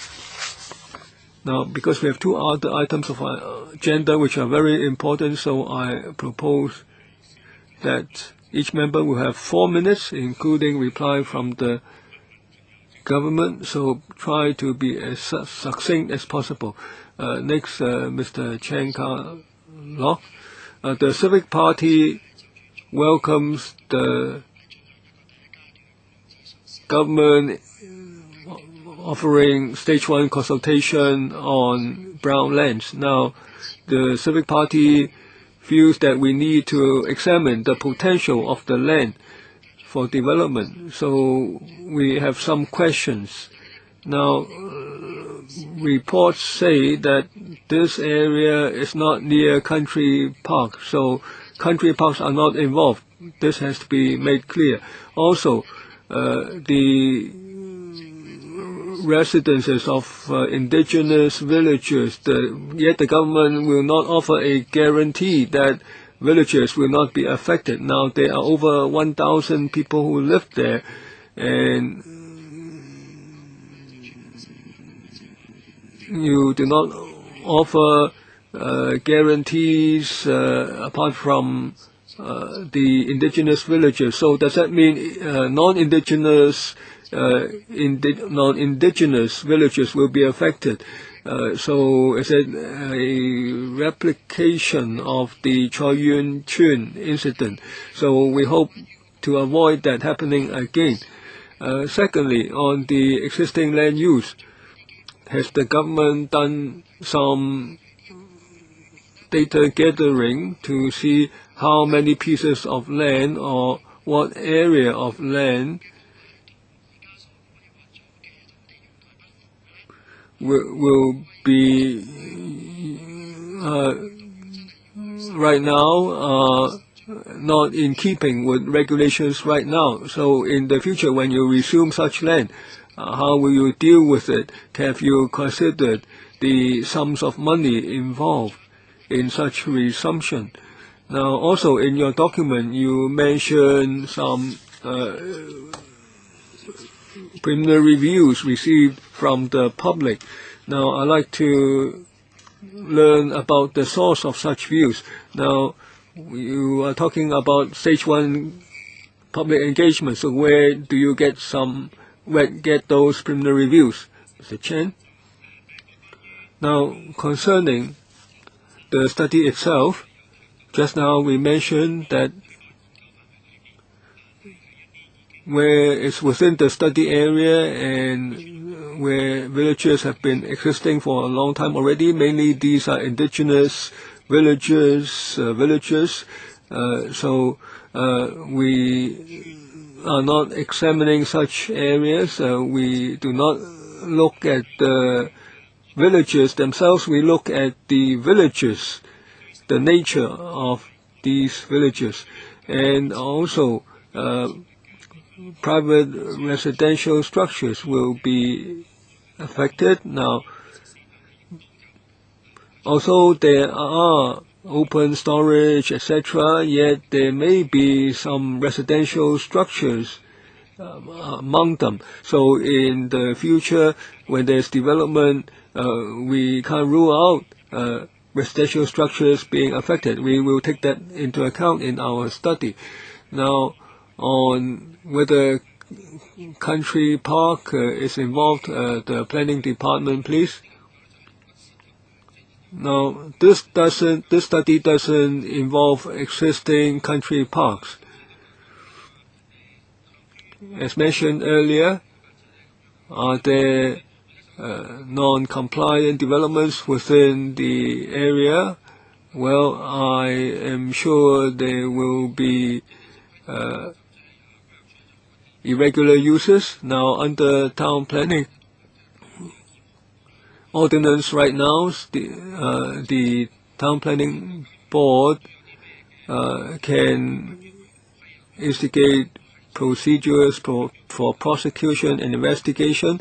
If we receive complaints, we will follow the law. Now, this has no direct relationship with our study, but after the study is done, now if there are certain proposals for development which needs where we need to amend the OZP, then that would be a different matter. Now, last year, around about summer, we needed to come to Finance Committee of LegCo for funding. So before that, we had to go to the district councils and to the rural committees for consultation. We obtained their views before we come to LegCo for funding. So at that stage, we already listened to the views of the local residents. Now, very quickly, now I don't want the government to regularize some irregular uses through this procedure. Mr. Leung Kwok Hong. Now, on public engagement, of course, there is a mechanism. Now, what stakeholders are involved? Now, the entire Hong Kong are stakeholders. Well, Mr. Leung was talking about building homes. Now, even before he came into office, the policy address already mentioned this, and then he said that he is the one who is launching the effort. Now, Mr. Donald Zhang, Mr. Greedy Zhang, now, so he may have something to do with it, might have had something to do with it. Now, the stakeholders involved, how are they different from the other stakeholders in Hong Kong? Are they more important than the others? Now, what stakeholders are there? Now, open storage areas.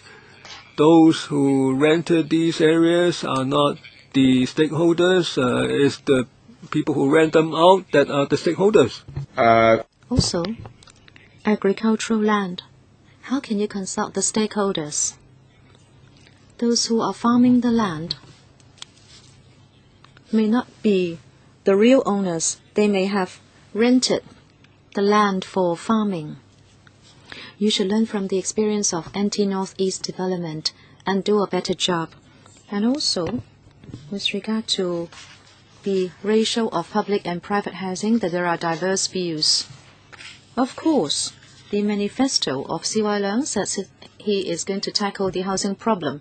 If you provide more private housing, as in anti-northeast, that there would be a ratio of over 60% to 30%, then how are you going to solve the housing problem? I would rather you come up with a plan for public engagement, or else you're hitting below the belt. You should have your own idea. you should put forward a package for consultation. You said you have already listened to initial views. I hope you will really consult the stakeholders. Let me know who are the stakeholders, who are the more important stakeholders. You have to come clean on all these fronts.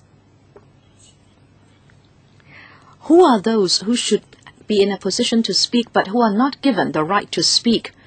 For example, the farmers. If they have hired the land for farming, do you regard them as a stakeholder? And also the landowner and the tenant making use of the land for open storage. Who is a stakeholder? Or else you call everybody a stakeholder. If that's the case, then all Hong Kong people are stakeholders. And if you also play another word game, you would say that those who are going to benefit would outweigh the views of the existing stakeholders. Okay, let them answer you. Thank you, Chairman, and thank you, Mr. Leung, for your question. Number one, this is the first stage of community engagement. In para 12 of the paper, we have listed the Stage 1 CE activities.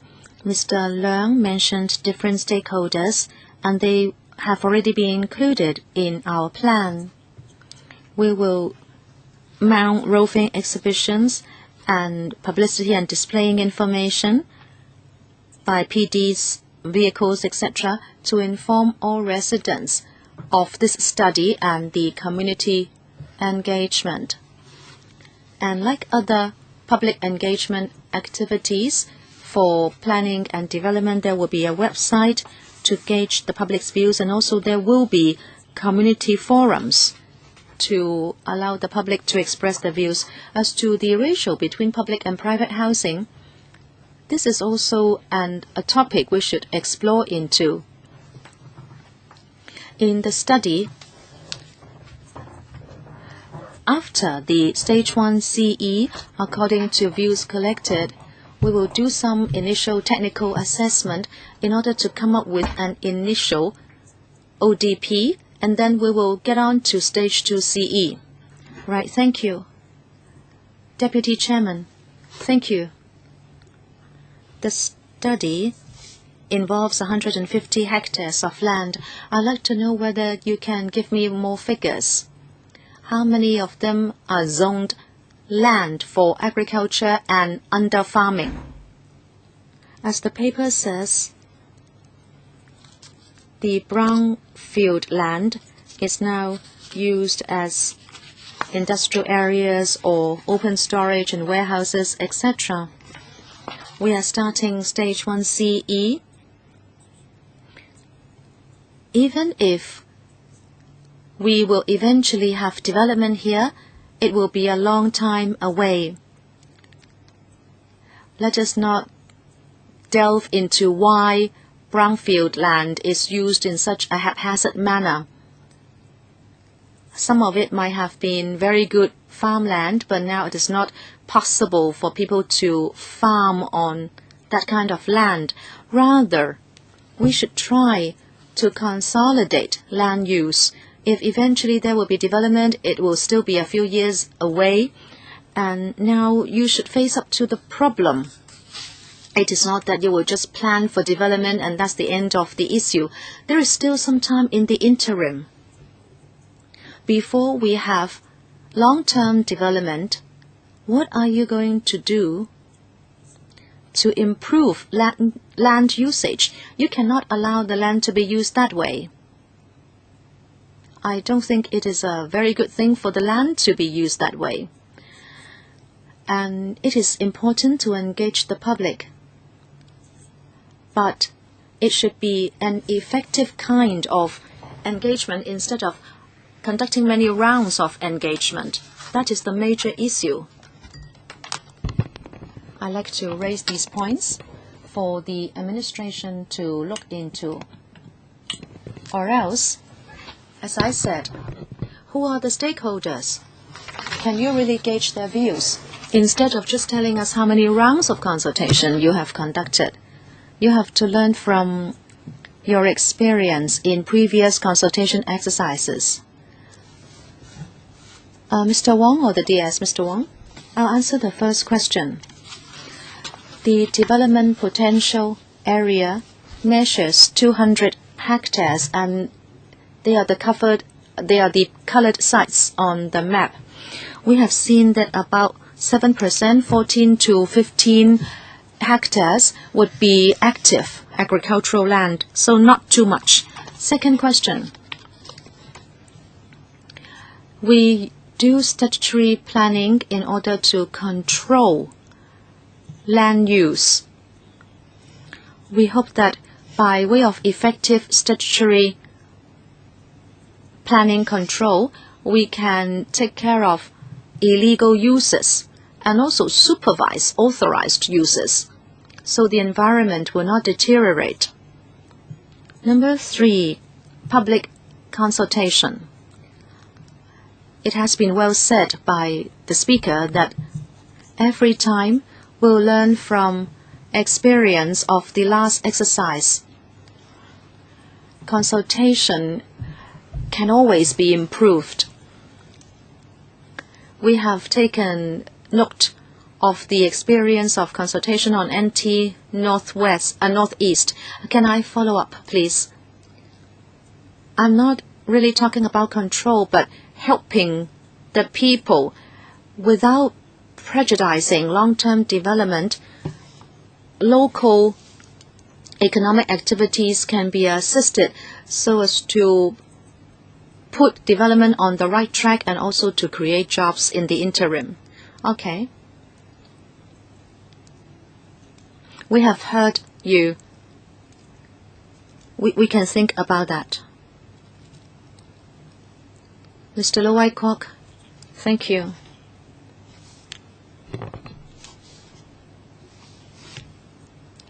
The development potential area measuring 200 hectares, including Kong Am Road and Tong Yen San Chun. I know these areas very well because I was on the town planning board for a few years. These are the popular sites for provisional tenancies, and some applications have been ruled down, so there was some appeal, and people have said that there would be first destruction, then construction, and also that the developments are not in line with the established uses in the vicinity. I believe you have identified these areas because you have the resolve to do something about these sites, and I agree with the Deputy Chairman.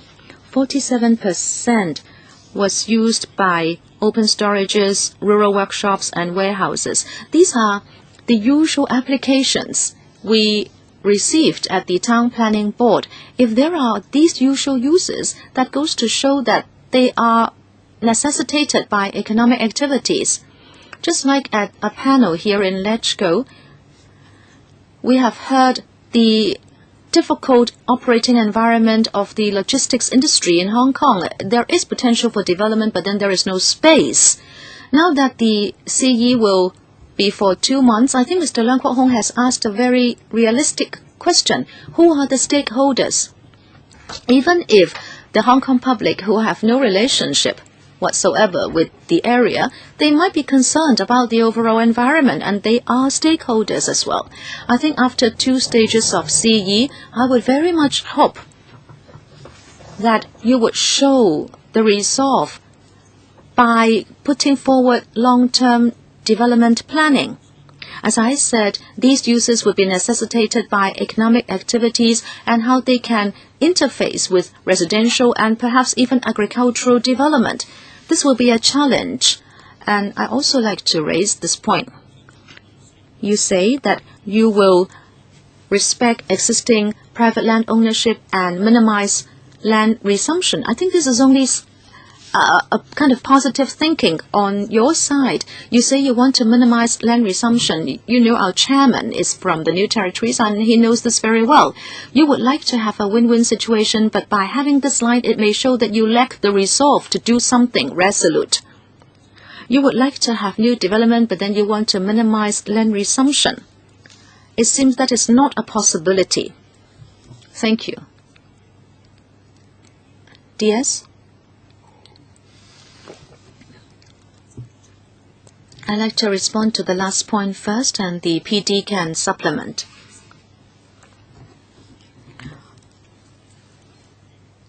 The development area in Yuen Long South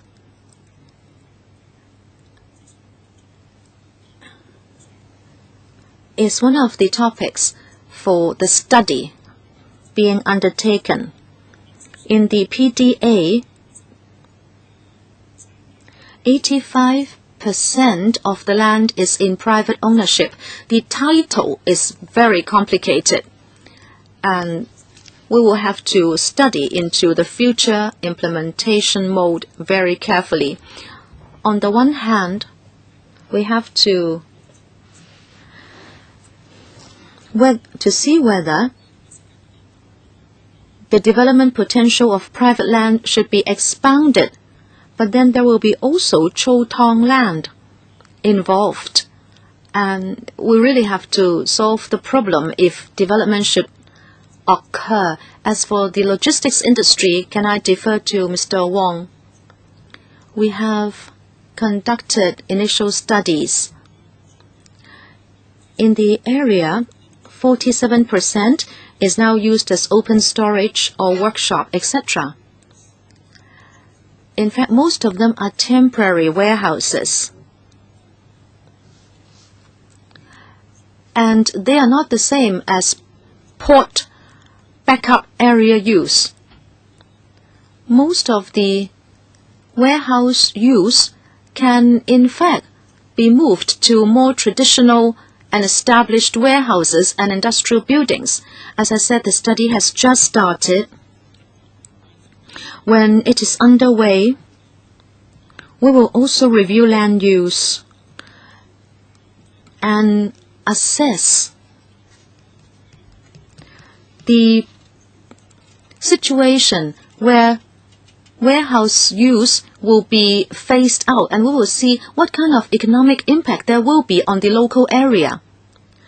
And we will see whether we need to reserve land to consolidate the warehouse use so that we can put the land to better use. Land resources are limited, and the present operating mode is such that the cost effectiveness is not high. There may be a unique economic benefit resulting from such land use. If that's the case, we will try to reserve land in another area for such uses. As was said,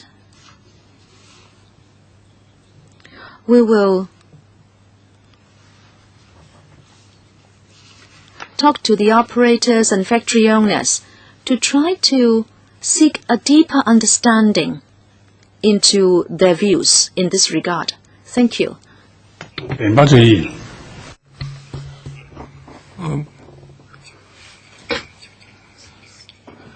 Now,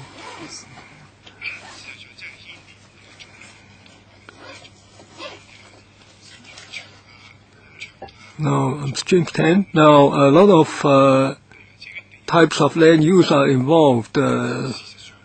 Industrial use, warehouse use, fallow agricultural land. Now, the government has to conduct broad consultation, and this can go on in a repeated way. Now, given such a big shortage of land reserve, now we have seen this year that the CE has almost put all the available farmed land on the list now, so it can be sold out in next couple of years, by 15 or 16, there may not be land available for sale. So we need to consult many stakeholders. They all have different views, but, well, mainly the answer is compensation. It depends on how much you compensate them. Now, apart from a small group of farmers who would not relocate, most of the other existing occupants will be quite ready to move away if you pay them. Now, will the government be resuming the land as in northeastern New Territories case, or will it be public-private participation? Now, I'm involved in real estate also. I must declare my interest. Now, in the past, the 4 or 5 major property companies can do it quickly. They know they can pay to compensate the industrial users. They can build many buildings quickly to relieve the housing shortage. Now, you change the land use in terms of town planning, you have to pay, and the developers pay, and they do it. That can be much quicker. Will the government take that route, or will the government go through the lengthy process of consulting and discussing and negotiating and then compensating? That may take 10 years, and it still won't be done. We thank Mr. Tian for his questions on the land supply strategy in the CE's policy address earlier this year. He already said that whether it's short, medium, or long term, we try to increase housing supply. Now, for short and medium term, mainly we look at sites that are already suitable for rezoning for housing use. As for larger sites where we need to consider overall planning and infrastructural facilities, then engineering studies would be required, and that would be long-term supply.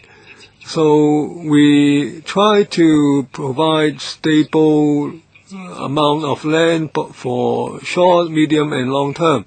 Now, for Yuen South, this is what we are looking at, implementation. Now, whether it's through government resumption or through involvement by private developers, we have not come to a decision yet. Mr. Leung? Now, I agree with Mr. James Tian. What would happen even if we complete the studies? Will we indeed increase the housing supply to meet the demand? Now, studies are fine. I am of Yuen Long. For the Yuen Long South study, I think it it's good for Yuen Long regarding the land use, making some sort of fine-tuning or adjustment.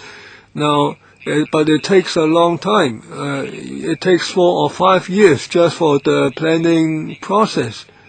You have studies for Hong Kiu, Lafao Shan, and Pathum South, over 120 hectares, another study. Now, I don't understand what the government is trying to do. You study every piece of land in Yuen Long already. We offer you very good views, but you can't do anything until 10 or 20 years later. Now, since you're doing a study, now you need to do more overall planning, not just this area. there are already 600,000 people in Yuen Long. The town center is packed. Now the consultants approach me. Now, do we need Yuen Long South all for housing? Open storage, maybe that's not that good, but should it all be used for housing? Now, your thinking is that it will be a major housing area. Will there be building height restrictions? Now, in that case, Yuen Long will lose its rural features. I don't quite agree with huge housing developments that are very tall. Now, you need to have multi-pronged development, not just several hundred hectares for housing as your sole objective. Now, what is your ultimate objective, Mr. Wong, for your study? I thank Mr. Leung for his views.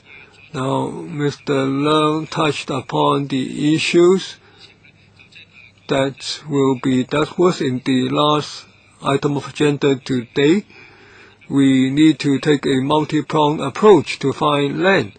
Now, for that, we need to make good use of brown lands. So we hope to complete the study so that we can amend the outline zoning plan, and then we can statutory plans, and then we can go about the development. Now, as for land use at Yuen Long South, building heights, and so on, now we will get the public's views through this study. We hear Mr. Leung's views. When we come to the outline plan, we will take into account Mr. Leung's views very carefully. Now, this land involves Shapat Heung, Ping Shan Heung. Now, I hope you will carefully listen to their views. Mr. Chen Kam Lam.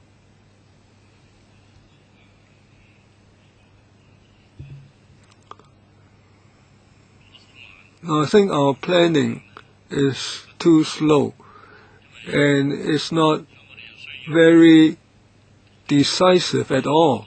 We have a lot of land. We want to build housing. Now, in Yuen Long South, 85% is privately owned. Now, if you can release the land, change the land use, and you offer guidance through planning, and you provide the resources, it will be easy. But you conduct a broad consultation. I agree with the Vice Chairman. We need substantial consultation, not one consultation after another.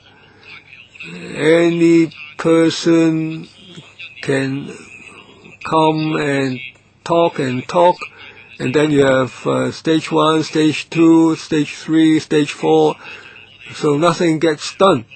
And we find that in new territories right now, a lot of areas are used for storage, and it's all provisional. You never did any planning. They can't farm the land, so they can use the land for such purpose. If you provide planning, you rezone the land, and you allow building, then it's very easy.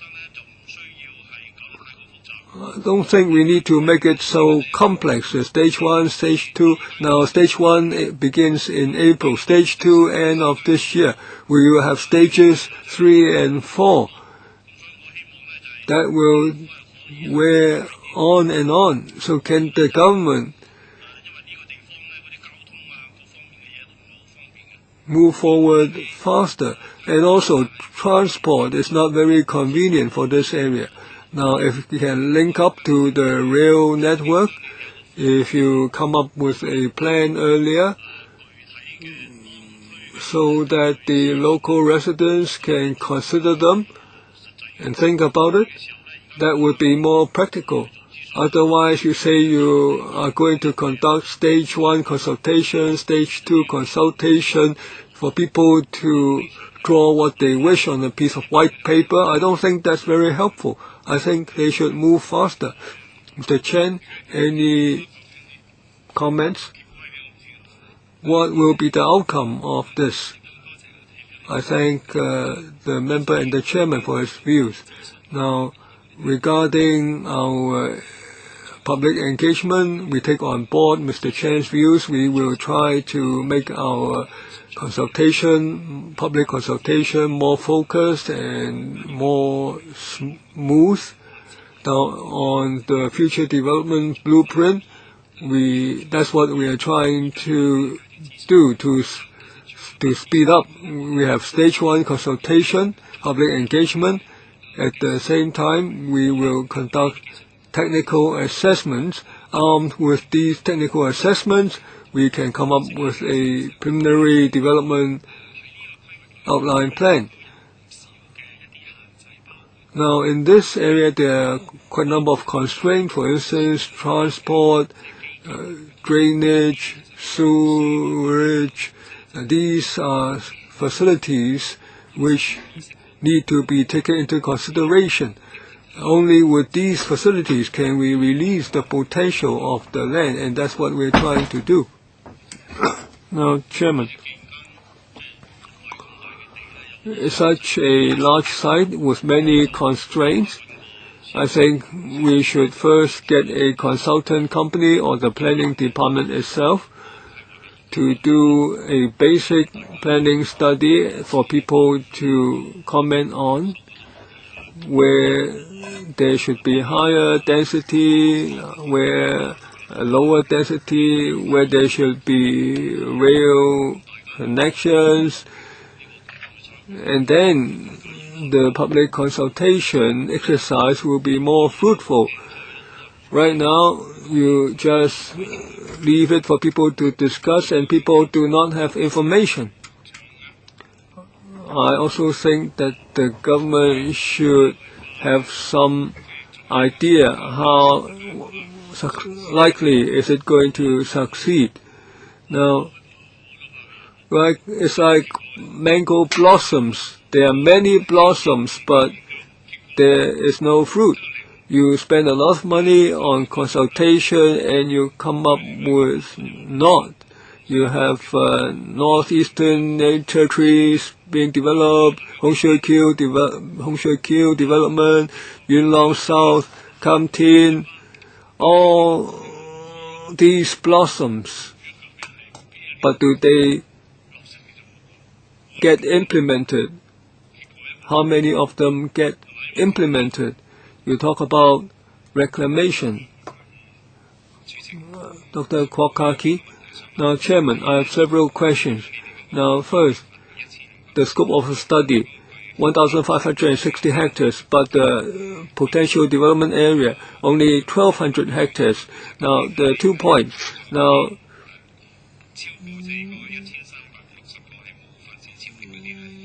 those 1,300 hectares that do not have development potential, will they likely become potential development areas in the future? Now, how much public money will be involved? Now, on the infrastructure, etc. Also, 85% of the land is privately owned. How much is already under the ownership of the major developers? Now, the government says that it's forming land and building infrastructure. At the same time, the developers are buying up the land at low prices. In the end, they are going to make big bucks when the land is found to have potential. In the end, the administration would have helped the developers bully villagers who would resume the land, and the money goes into the pocket of the land developers. Have you done some statistics as to whether this will happen? And number 3, when are you going to kickstart the land resumption process, and how much do you expect to have to spend? The developers will not negotiate with you. They would put a high stake on the land, just like in NT Northeast. The land developers have been amassing land since 1997. So have you done any assessment? How much more money would you have to give to the land developers in the end? Yes? Thank you, Chairman. Thank you, Dr. Kwok, for the question. This is a planning and engineering study. We would look at the potential development area and what kind of suitable planning there can be in these areas, and the complementary infrastructural and other facilities that should be provided so that the planning can go ahead. We do not particularly tally the land ownership. Actually, that does not have any relationship with this study at all. As for the potential development area and other pieces of land in the study area, I like to defer to the PD. The PDA measures 200 hectares. We have a study area of 1560 hectares. From this map, you can see that in fact a lot of it is built up area, including Pingshan, Yuen Long New Town, and also future Hong Shui Kiu development. Why do we have such a big study area? Because if we develop Yuen Long South, there could be transport, sewage developments which might impact on the neighboring area. We will do technical assessment in the study area to make sure that Yuen Long South development will not have an impact on the neighboring area. That said, if in the study process, if there is land outside the PDA that can be developed for housing purposes, we would give some consideration to that. But we don't think that will happen on a big scale.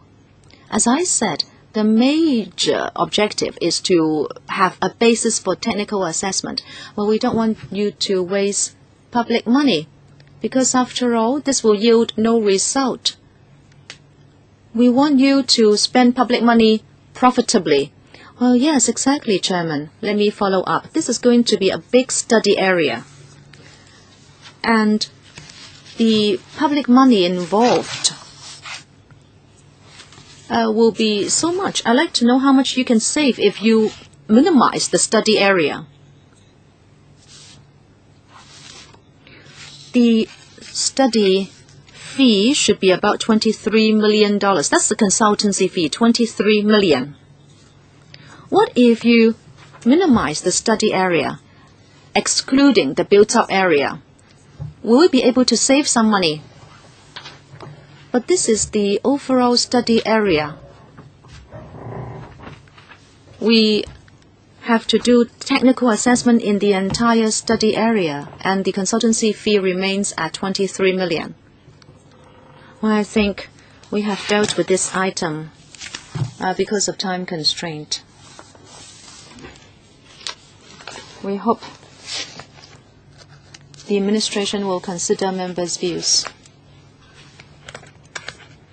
Okay, we thank the administration team for coming. Since we have 2 more items on the agenda, if members agree, I will propose that we extend the meeting time to 6:15. All right? Thank you. Dr. K.K. Kwok. Chairman, I can see that time-wise we have overrun quite a bit because we have shown a lot of interest in the 2 items discussed. In fact, the last item for today's meeting is consultation on reclamation. It is very controversial, and I don't think we can allocate enough time to it. Well, I agree we can continue with item 4, but I would hope that there would be sufficient time for that item. Even if you extend the meeting, well, we have item 5.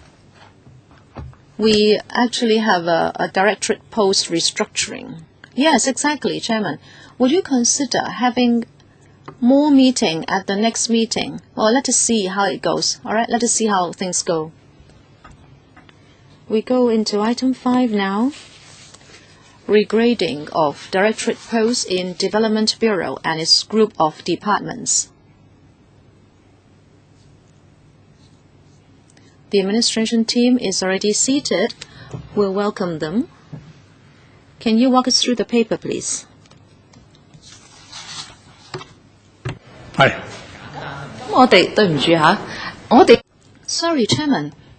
How much time do we have for the reclamation item? How much time do you think you can reserve for the reclamation item? Well, we should have 1 hour. Well, it depends how much time members will take on this particular item. If members think that you do not need a lot of time on this paper, and if you can agree to the paper in principle, then we have more time for the next item.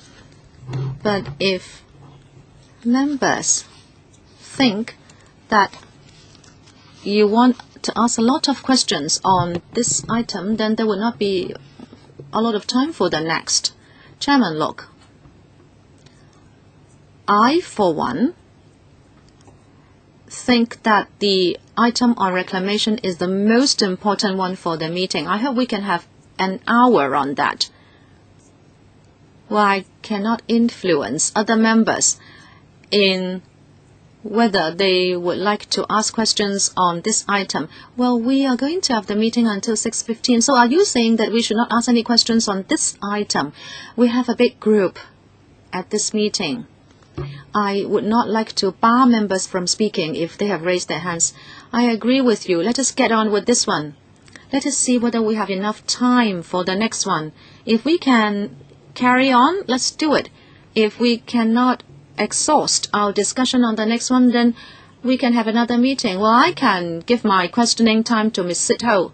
Chairman, I'd like to ask a procedural question. According to the agenda, we have our meeting ending at 5:30. You have only the authority to extend the meeting by 15 minutes. And if you want to further extend the meeting, you have to have the consent of other members. Well, there was nobody who objected when I said we should extend the meeting to 6:15. But then it depends now, Chairman, on how long this particular item will take. Well, yes, you said you would agree that the meeting be extended to 6:15. If we cannot finish the discussion on the next item, then we can have another meeting, all right? Okay, can we ask the administration to take us through the paper? Yes, Chairman. This is a rare topic for panels. The proposal is to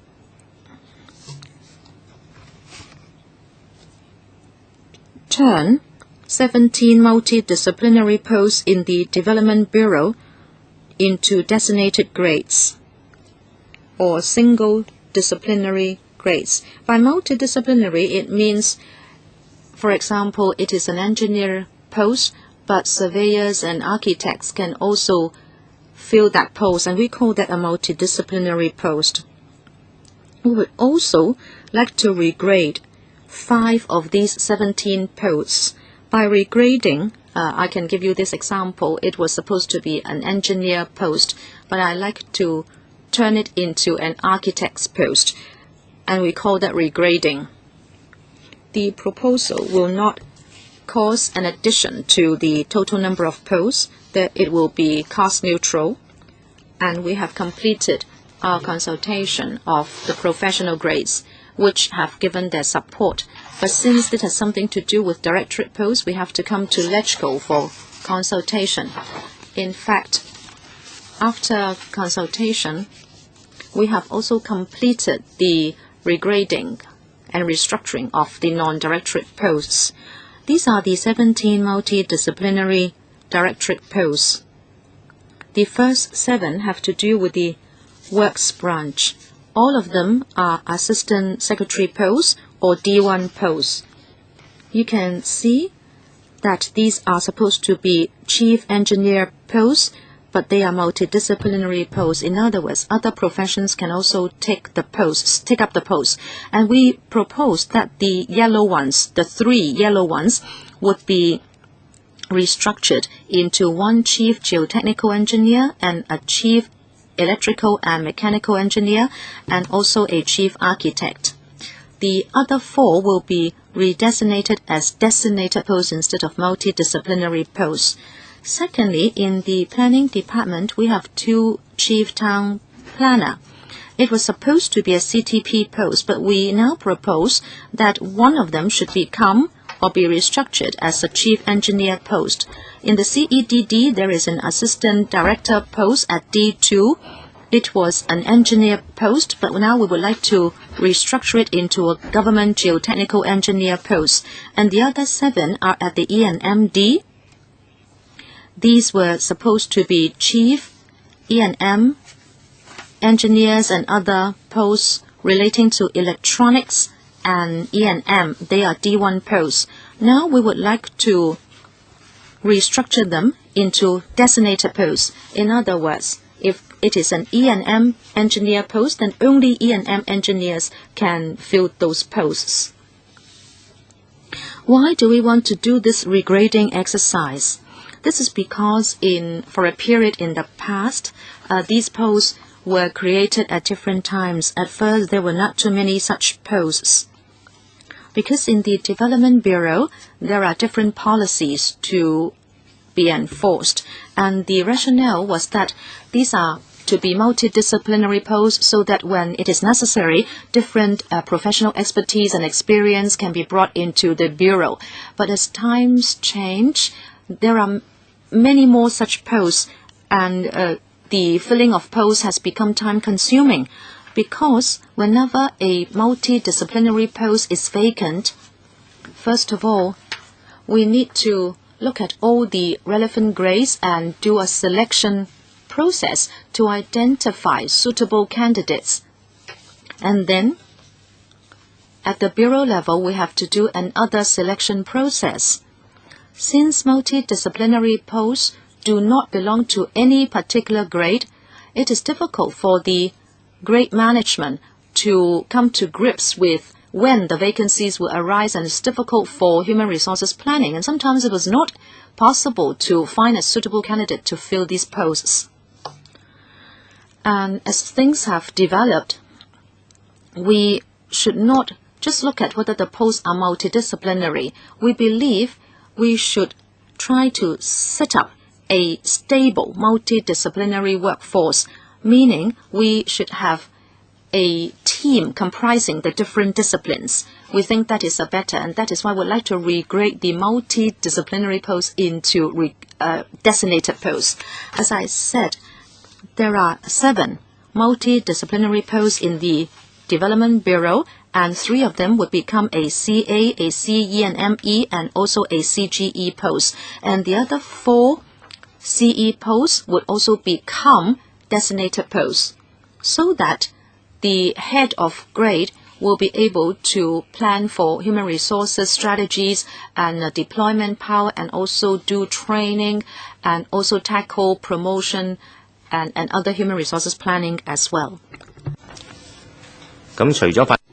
Now, apart from the Development Bureau, at the Planning Department, there are 2 chief town planner posts. They were started in 1989, 1990. One was responsible for cross-boundary infrastructural development, or is responsible for this. He's responsible to develop transport modes and work on the data. He has to have core engineering knowledge, transport experience. Since 1990, this has been filled by chief engineer, so we want to turn this to be turned from a multidisciplinary post into a designated post. And another town planner is responsible for strategic planning. He needs to have experience in large-scale planning, and since 1990, this has always been filled by chief town planners, and we propose to turn this from a multidisciplinary post into a designated post as well.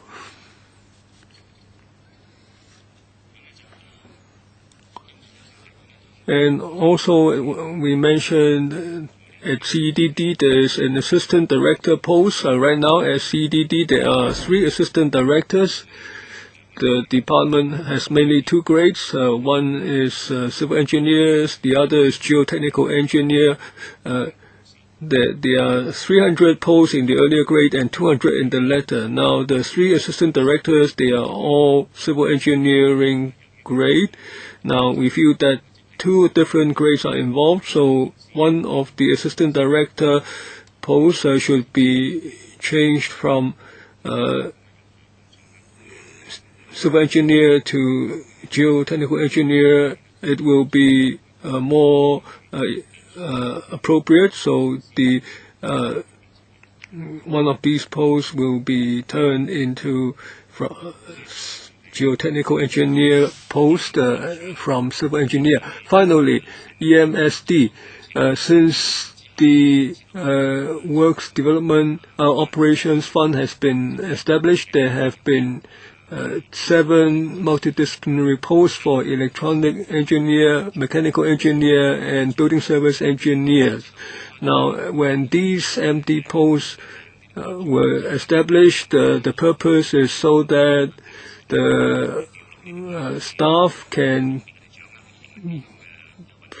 be transferred there and accumulate experience with the operations fund. And after 16 years, it's felt that there should be a stable multidisciplinary team. So it's proposed that these 7 multidisciplinary posts should be changed into a structure with 4 mechanical E&M engineer, 2 electronics engineer, and 1 building service engineer. So all this is to streamline our procedures and better utilize our limited human resources. We will go to the manpower panel in May and go to the finance committee in June after we get your support. So 4 minutes each, please. That includes reply from the administration. Ms. Sitho, I was going to ask about procedures. What question about procedures? I already said it already. Ms. Kok, now as the Secretary said, this paper is about chief engineer post being converted from multidisciplinary post to designated post. Now I hear clearly that it's not a creation of new posts. It doesn't involve funding for these new posts. It's been said in the document that the staff have been consulted. Now, I believe this is through the unions because these unions are representative and their views should be respected. Now, with their support, I will support these changes. Now, my question may not be covered in this paper. Now, as Mr. Paul Chen said, now, for public works, it was it's now $70 billion a year when it was $20 billion a year in the past. So more manpower resources are needed, and we need to assess carefully because you are looking at planning beyond the current financial year. Now, infrastructural projects are not completed in 1 or 2 years. It's continuous. So I'm concerned about the manpower establishment. I just want to make this point. The member is right. We have consulted the unions and the staff.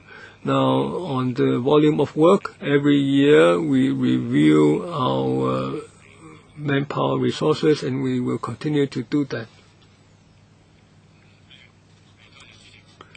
Thank you.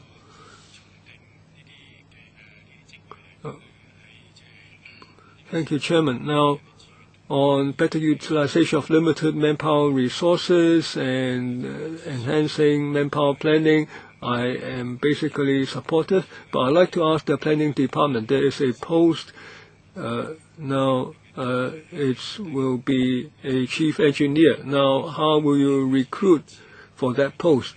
Will the planning department recruit by itself, or will it be recruited? Will the person be recruited from other departments? Now, for every grade, there is a head of grade. So for engineers, the head of grade is the head of CEDD, and for the planning department, the head is the director of planning, etc. So the head of grade would be approached for deployment of manpower, and a selection process is involved.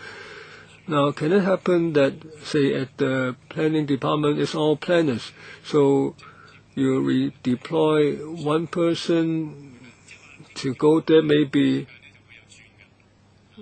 some people are reluctant. Well, sometimes after a few years there will be change. Now, since 1996, the post has been occupied by a chief engineer, but in the meantime there has been redeployment. Any more questions? If not, we come to the end of this item of agenda. Next item. About the next item, okay. So are members supportive of the administration tabling the proposal to the establishment subcommittee? If there's no dissent, we come to the next item of agenda, item number 6, enhancing land supply strategy, reclamation outside Victoria Harbour and Rock Cavern development, stage 2 public engagement. We invite the administration to join us, please. 講就首先我本人要申報，不係龍鼓灘村嘅村代表，而龍鼓灘係政府當局建議填海嘅地點之一。然後我歡迎出席會議嘅政府代表，請政府代表介紹文件，當局都係會以電腦投影片作介紹嘅，請盡量精簡，唔該。局長。好，多謝主席。Thank you, members. Now, before my members talk about this PowerPoint, now on the 21st of last month, the public engagement has already begun. There has been exchanges with different stakeholders, and at this stage we hope to consult the members. Now, in stage 1 public engagement, many people supported the government's land supply strategy, including reclamation within Victoria Harbour and development of rock caverns. And most people agree that there should be increased land supply and we should build up land reserve. As mentioned in the document, a multi-pronged approach is adopted by the government to ensure enough land supply. In the past 10 years, reclamation for new land was at a halt, basically. So we lacked one element of new land supply.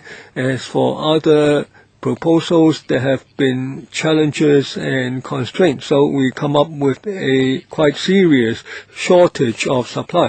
We propose 5 reclamation sites and 3 rock cavern development locations.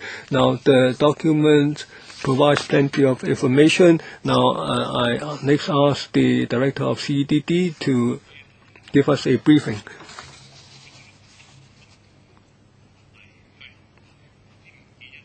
Now, the document has been tabled long ago, unless there is something unusual, highly peculiar. Otherwise, we can go straight to questioning.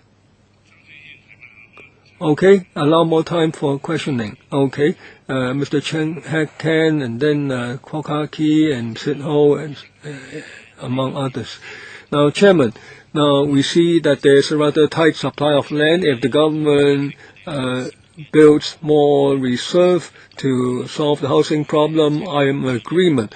But will the Secretary please note, when you go about reclamation, you should be aware of the impact on ecology, on fisheries, and on the local residents. Now, on the reclamation of Ma Liu Shui, I declare interest. I live there, so I'm more concerned, and I've received comments from the residents. So I'd like to ask the Secretary to answer these 2 questions. Now, after reclamation of Ma Liu Shui, in the future, when they build tall buildings, members of the public are concerned that there will be a wall effect, so the entire wind or airflow in Sha Tin along Shing Mun River will be affected. Now, on 2 sides there are hills, and if you reclaim land and you build some major housing developments, it affects the views and also affects the air circulation. Secondly, now, I don't know if the Secretary has noted, now there is a question of reverse flow of Shing Mun River. Now, at Hopun Fa Yun, the residents have given me these photos. Now, when there is heavy rain, then at some subways, the water can be knee-high. And when there's heavy rain, now the water level rises to the cycle track level. It's almost a flood. If you further narrow the estuary so that the Shing Mun River, the tidal function is lost, I am worried about the reverse flow of the river water. It might affect the entire Sha Tin town center. So, can the existing drainage system accommodate the narrowing of the river mouth? Now, perhaps I ask the Permanent Secretary to answer these questions. I thank Mr. Chair Khan for his question. Now, in stage 1 public consultation, we wanted to arrive at the principles for selection of reclamation and rock cavern sites. And concerning reclamation, people are concerned about the impact on ecology and on communities. So these will be the areas of focus in our studies. And on the question of why Ma Liu Shui. Now, next to the racing tracks, we have a sewage treatment plant. We are studying whether we can move it into the mountains across the inlet, and we can have a large site after the relocation with running to almost 70 hectares. Now, we will certainly conduct a ventilation study, and in the coming work, we mainly want to determine the scope of reclamation, and then we will consult the public further. As for the sewage system, after completing Stage 2 PE, we will apply for funding from LegCo for a detailed technical study. The search will be part of that study. Thank you. Mr. Raymond Chan, Chairman. First, I have to compliment the administration. Don't say that I always criticize you. This public engagement summary is really well produced. It can be compared to property sales brochures. But then the thing is, you make it look so beautiful. It seems if we support your scheme, we can go into university, we can learn a job, we can buy property, etc. Please look at this property sales brochure. But if I can go to page 31, this is about PE stage 2, and you ask questions to collect views. I think they are loaded and they are leading questions. Maybe they are leading as well. You say, your views will be vital in the planning of future tasks and studies. In the Stage 2 PE, we are particularly interested in knowing your views on the following. First, what land uses do you wish to include in the proposed reclamation and Rockhaven development sites? In other words, you have omitted a question on whether people support or object the 5 reclamation sites. The basis for asking question 1 is that people support the 5 reclamation sites. So if people only answer the question, people will say PRH, HOS, low density luxury flats, etc. So first of all, I have to clarify something. Those 5 reclamation areas, they are called potential reclamation areas. They are not decided upon, right? This is still fluid, that they can still be changed. And I am concerned about the Ma Liu Shui site. I have to declare that I am an alumni of CU Hong Kong, so is the secretary. Actually, CU Hong Kong objects to this site being chosen because there is no land use designated. As you know, whether or not we support a reclamation project depends on whether it is absolutely necessary. You say it will be PRH led, then there may be less objection. But if it is for luxury development, then there could be more objection. The CU Hong Kong has collected 5 signatures in opposition.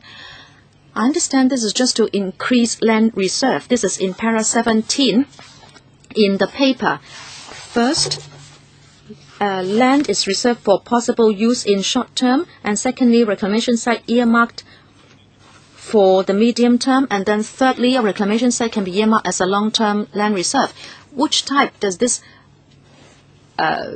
site belong to? And Mr. Lee Kuei Piu said at a forum that if this is not suitable in the final analysis, then it will be given up. What do you mean by where development is not possible? And what do you mean by giving up? At what stage is the plan? Secretary for Development.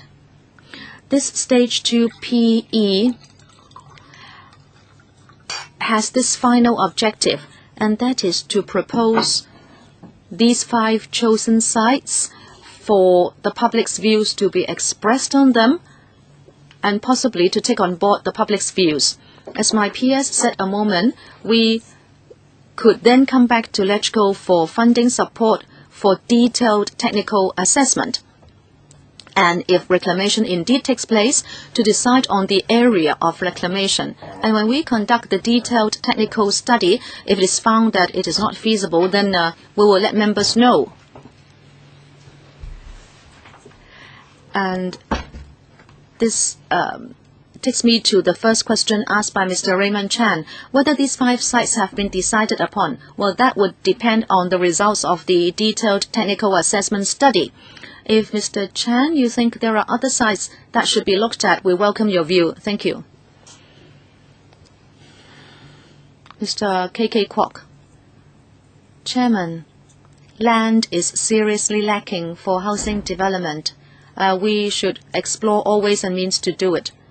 But if you read the paper this time around, as Raymond Chan was saying, this really looks like a property sales brochure. Okay, you are not adequately housed, so we want to help you. And there would be 600 hectares near shoreland to be reclaimed. At Silho Wan and Sunny Bay, they cannot be for housing use. And what is left is Lung Ku Tan. As you know, Lung Ku Tan is very close to polluted areas, including the fuel ash lagoon, a landfill, a chemical waste treatment plant, etc. You are going to put people there. How much land would be released in the end? Secondly, the administration will always fool us with mathematics. The last development secretary that there would be 2,000 hectares, and now it has been reduced to 200. In fact, we have 1,000 hectares brownfield sites. If you look at that kind of land, then I believe people do not have to wait so long for housing to be supplied. Secondly, let us know how long you want to fool the public for. You are going for reclamation, and you know the land has to settle after reclamation, so how much time people have to wait? And also, even if you go to a cafeteria, you have to pay the bill. I know, everybody knows that reclamation is very costly. How much land are we looking at in order to create land? You have 2,000 hectares of idle land and 1,000 hectares of brownfield site.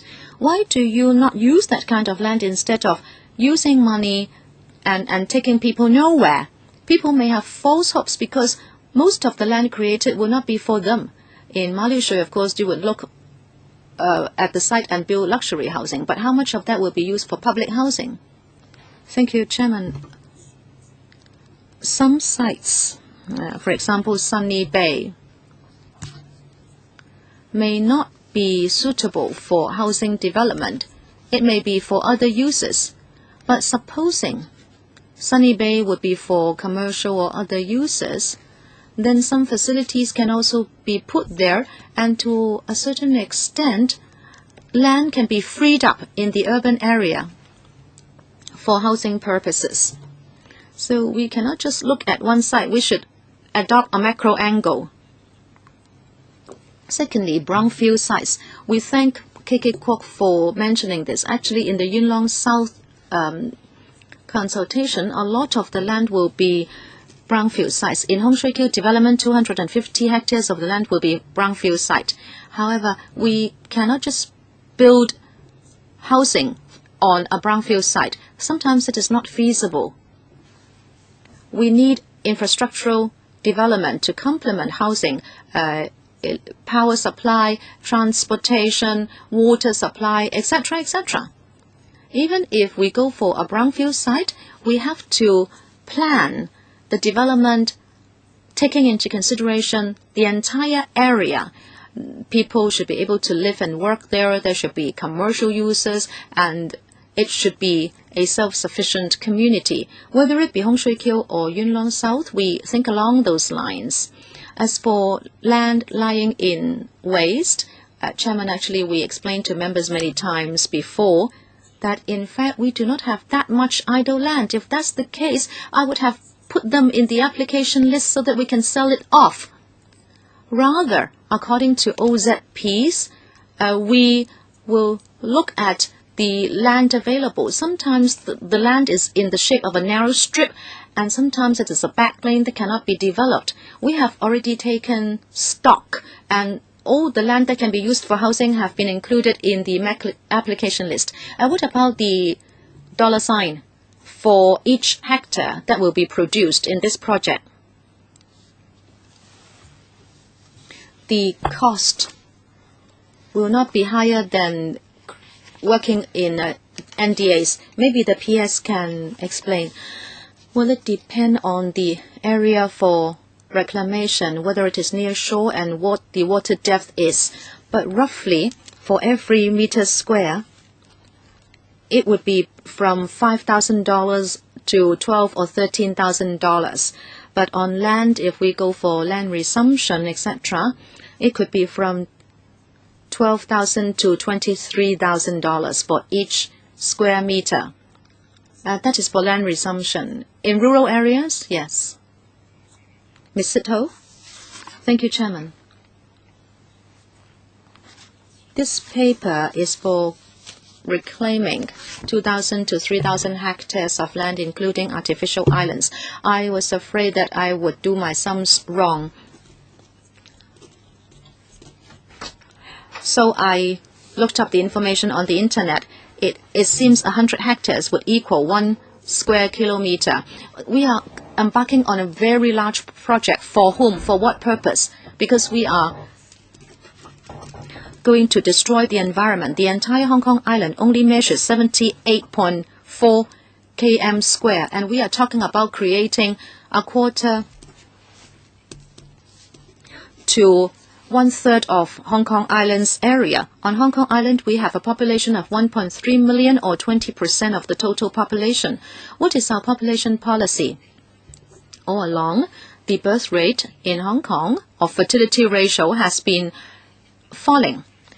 So we are not adding to the population, but we have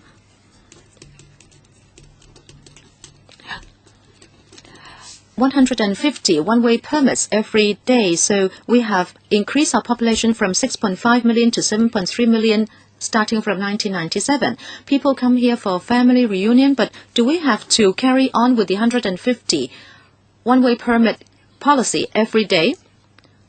When we write this consultation paper, you should not only just look at the advantages of reclamation for the environment. This is totally misleading. Reclamation is not good for the environment at all. But what is important is, for how many people are we creating the land? Why is there such a need? If you cannot iron out your population policy with us, and what our view is, we have to make sure on the population increase. Why are we rushing into creating 1/3 of Hong Kong Island's area by reclamation? This is very irresponsible. Apart from the population, we also have to look at the quality of life. In the last term of the LegCo, about your 6-pronged approach, we already asked Mrs. Carrie Lam that out of 200 hectares, how much would be used for public housing? She did not answer. She said that she had the responsibility to look for land, but as for land uses, it would be the joint responsibility of the entire team. Now you are talking about creating so much land. What kind of impact there would be on the quality of life? Like in the EU, a paper has been issued where it says each person should have 1.5 rooms, isolated rooms. But now in Hong Kong, people live in subdivided flats. If you cannot let us know the quality of living for the people, and if you create the land just for golf courses and luxury flats, how can we support you? How can you give you a blank check so you can draw as much money as you want? So when can you give us the population policy? How can that be married to land development for consulting the public? Thank you, Chairman. I thank Ms. Ho for her question. Now, the reclamation and rock cabin development is for Hong Kong people. I understand Ms. Ho's point about population policy. This is important. The Chief Secretary of Administration is leading a team on such a study, and this multi-departmental study will be reported to LegCo once it's done. We cannot wait till then to work on land supply. Why?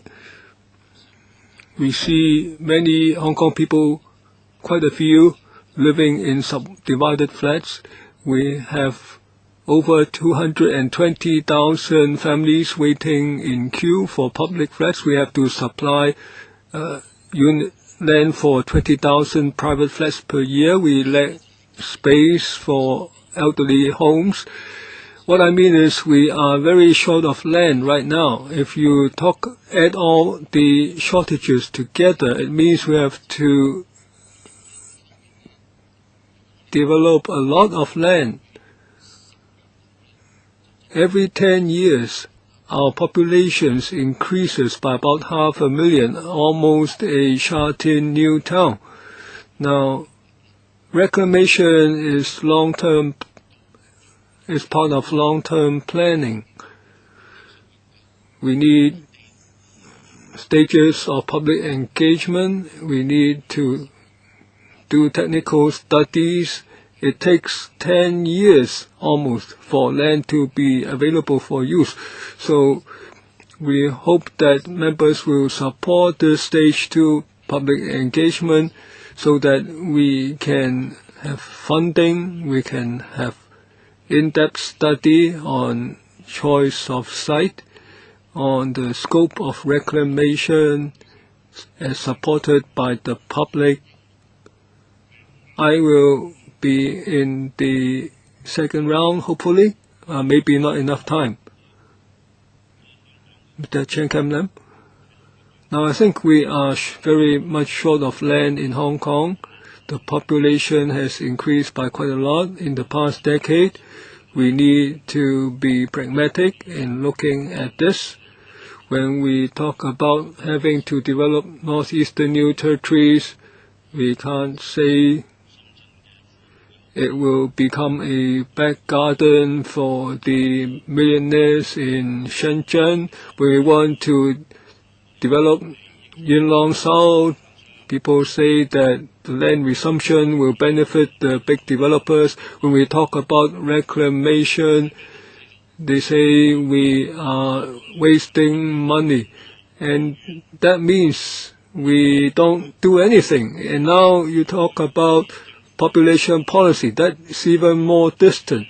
So we need to assist the government in meeting the demand for land. The government has proposed several sites in this document. There should be a list of priorities in order, and there should be planning for the surrounding areas. It's not just how to reclaim. For instance, Long Ku Tan. Now, Mr. Chairman, also you are village representative. You know that there are power plants and not very welcome industries nearby. Now, if it's going to be reclaimed housing development, it's not quite suitable. Now, when your buildings are almost the same height as the chimneys nearby, you would not like it. Now, so this is one of the factors that we have to consider in choice of site. Now, Mr. Chair can mention reclamation at Ma Liu Shui. It's not a very suitable site unless we don't have any alternative. In Sai Kung and Tolo Harbor, there are many locations which are suitable. There can be quality sites for reclamation which would offer convenient transport. So when the government does this study, its thinking should not be limited to these 5 sites. It can look further afield. If it can identify locations for reclamation, I am in support. Because even if we go ahead right now, it takes over 10 years. I remember recently we approved a project to build 2 flyovers at Kowloon Tong. It took 10 years before the land was available for use. So land reclamation is a very long process. So I hope the government can move faster. Even now we are at a certain stage of consultation. I hope the government can shorten the consultation process.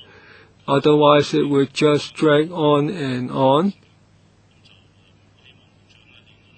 I hope the Secretary can speed up the pace. I am in full support.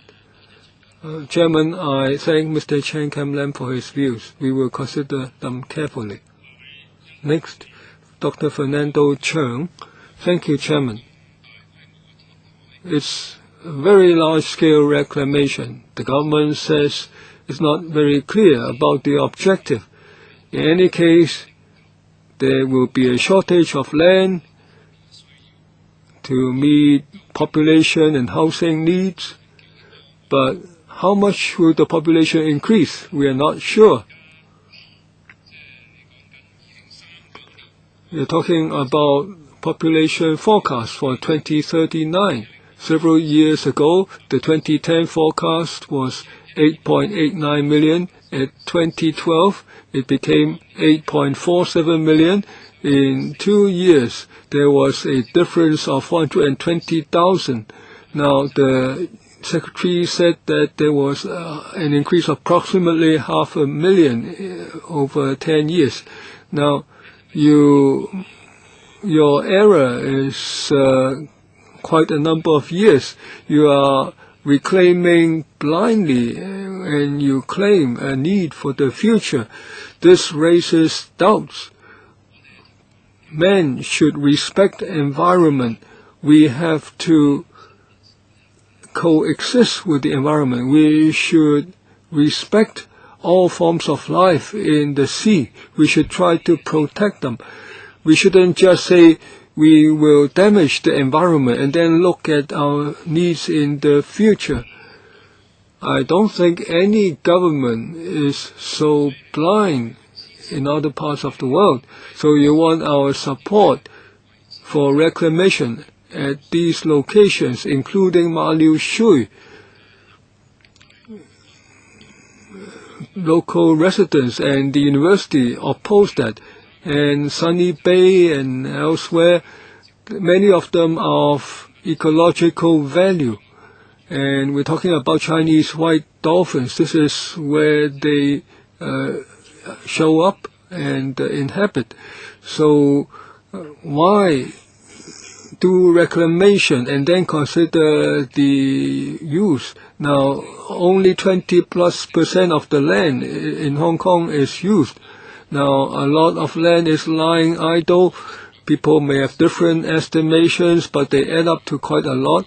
According to Professor Yu Chung-yin, 800 hectares of land in near trees, 13,000 hectares village houses, 1,500 hectares industrial land, including 300 hectares of vacant government land. And if 1.5% of Country Park is going to be released, it's going to be 600 hectares. And all the reclamation we're talking about is 600 hectares. Now, with one exclusion. Now, so why take this approach? Now, if we look at things with common sense and respect the environment, we cannot accept this approach unless you can tell us your objective. For instance, can you tell us, do you know by how much will our population increase? How much housing do we need? And what is the actual shortage of land?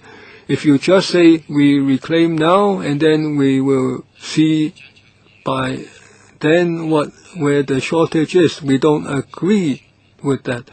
We don't just reclaim first and deal with and find out about the need later. As I answered Ms. Sid Ho, we know that land is very short, it's very acute. Now, 8.49 million by 2039 is an increase of 1 million by now, but it's in 10 years. So it's an increase compared with now of 1 million. Now, apart from Nitaries North, how much land can we develop is available for development? So we need to take a multi-pronged approach. Now, Dr. Cheung mentioned Country Park. I don't know whether there is a demand in our community to reduce the size of our country park. If there is such a consensus in society, then of course we are duty bound to look at that alternative. Are we damaging the environment first before we consider the need? Now, we are selecting sites that have a relatively small impact on the environment. Perhaps the Permanent Secretary can address this issue? Please be succinct. When we identify these sites, as mentioned earlier, for stage 1, we try to arrive at the principles for selection along with the public, and then we look at the over 1,000 square kilometers of waters around Hong Kong. We looked at the eastern waters. 60% of coastline is protected. There's a lot of ecological value, so we shouldn't consider the east. Now, on west, for artificial islands, there's a lot of infrastructural projects there, so we don't think we should consider that now. Now, for the central part, it's not high ecological value, but it's some navigation channel problem, so we chose the central waters for artificial islands, but we need more detailed technical study.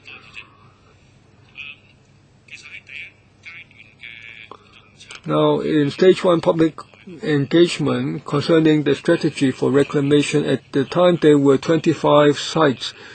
The engineering sector felt that this study came too late, given the high population density of Hong Kong, and there are so many rural areas. Now, the land that we are using, quite a lot of it, has been reclaimed since the start of Hong Kong. So we know when we were studying in schools that has always been a strategy for development in Hong Kong. However, the SAR government seems to have stopped reclamation. Of course, we know the Victoria Harbour is very important. We shouldn't reclaim within the harbour unless there is overriding need. But as for reclamation outside the harbour, it should be studied. At the time, we already said that for the 25 sites in the first round of selection, now those that stand a higher chance are those where there are artificial coastlines. Now, if there are natural coastlines and we reclaim them, it would be very controversial.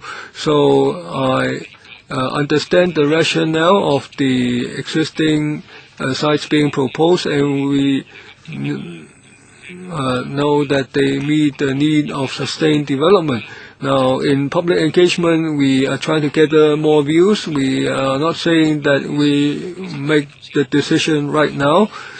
Now, Hong Kong has already met its needs through reclamation. Now, look at Chek Lap Kok Airport. It's quite a large reclamation project. It's almost the size of Kowloon Peninsula, the land that was reclaimed. If we hadn't made that decision right now, we could not have coped with the needs for air transport by Hong Kong. So second stage public engagement is necessary. I also agree with some colleagues on the importance of long-term planning.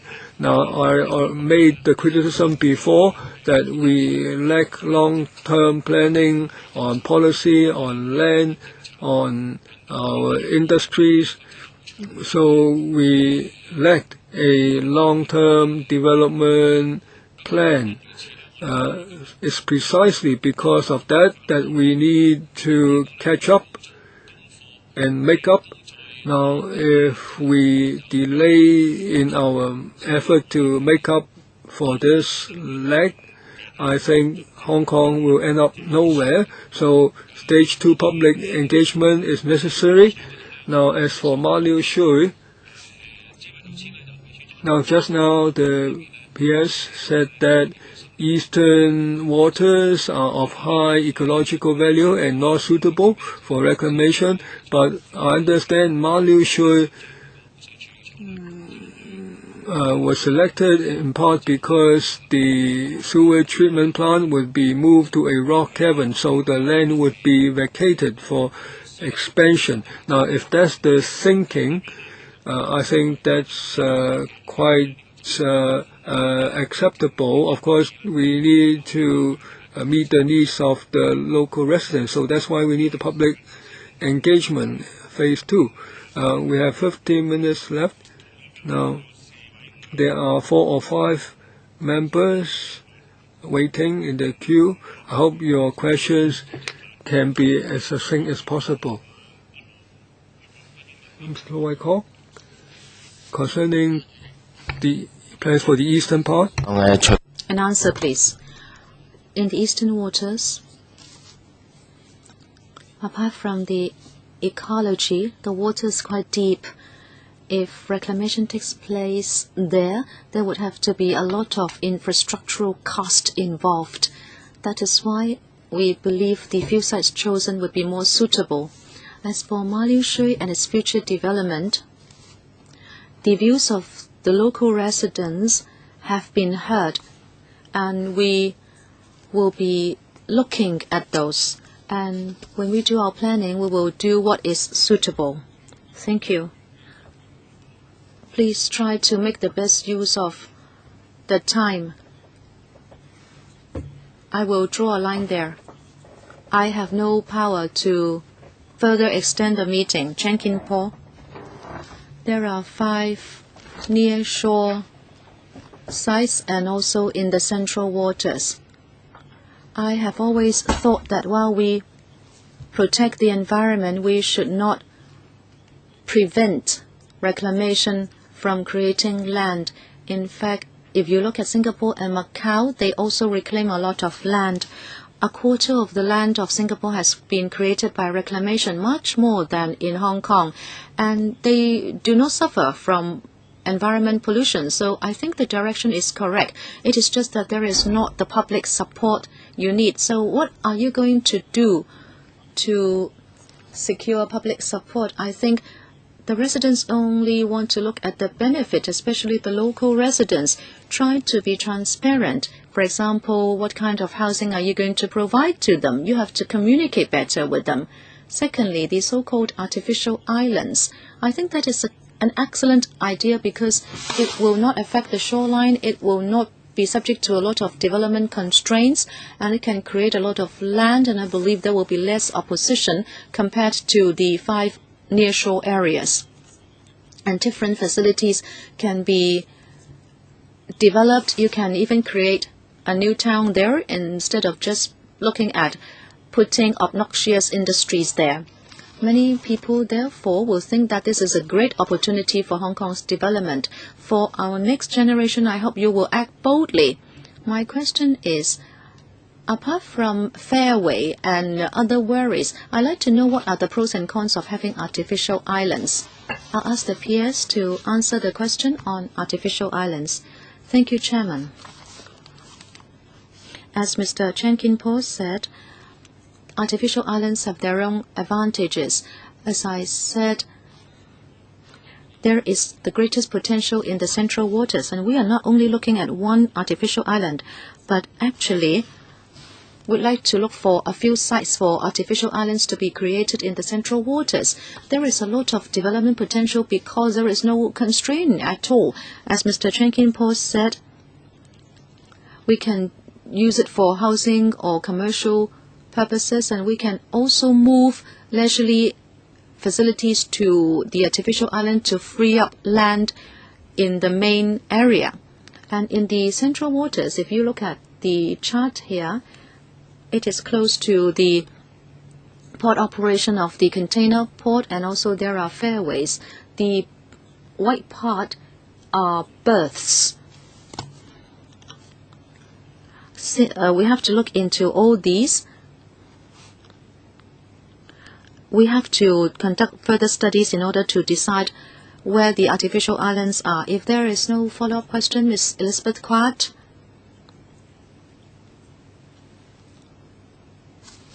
Well, I know many people understand that we need more land in Hong Kong, and I cannot say that reclamation is not needed, but then some of the sites are still controversial. As Mr. Gary Chan mentioned, the Ma Liu Shui sites is of concern. We have received a lot of response from Sha Tin residents that they are worried. The secretary said just now that when you planned, you were talking about 500,000 to 600,000 people in Sha Tin, but the population has exceeded 600,000 already. You cannot board a train in the morning peak hours, and the tunnels are all congested. In fact, if you move the sewage plants into rock havens, a lot of land will be freed up. If you further reclaim land, do you think Sha Tin can really absorb that kind of population? I think you have to come clean on that. And also, the reclamation site is going to be very big. What is your assessment on the impact on the residents and also on the environment? Many residents have already set up a joint committee to express their concern and also to object to reclamation. I hope the Bureau can give us more information and explain to us why do you think Sha Tin can support the increase of so much population. This is not a new town. It is a built-up area. Do you think it is appropriate to add such a big area to Sha Tin? I have grave observations myself. I hope really reclamation will be the last resort, the very last resort, because there would be some impact on the ecology. Secondly, I'd like to ask about the cyclone sewage or sewage treatment plant. You have options A and B, including 2.2 hectares and also 2.6 hectares. I'd like to ask you, under what circumstance you would choose option A or option B? And also, what about Hong Kin Road? It is already very congested during peak hours. If you add residential development to this area and other facilities, how are you going to improve the transportation there? Can I defer to the PS, please? On Ma Liu Shui, as we said, we see a great opportunity. When we remove the sewage treatment plants, we can free up 28 hectares. If we can find a reclamation area nearby, then all together we can have 58 to 60 hectares. Of course, if there is more land, more residential development, more transportation, then there will be pressure on nearby infrastructure and transportation. But then there is an opportunity for us to also improve on the infrastructure. Why is it that we need to apply for funding to do study at the next stage? This is precisely because we have to take a look at the environment and transportation. The same for the sewage treatment plant. In the next stage, if we can have funding, we will look at transportation issues. Option A and B are different, mainly that option A will just move the sewage treatment plant into a rock haven and the land will be freed up for development.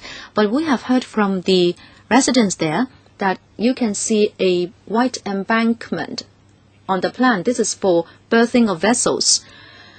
There are voices that this white embankment should be expanded, that it should be extended to the area where it is deeper in color. And if that's the case, we can take the opportunity to reclaim land from the sea so we can have a bigger land area. In the coming consultation and also in the upcoming technical assessment, we'll look at both options. Thank you. Members,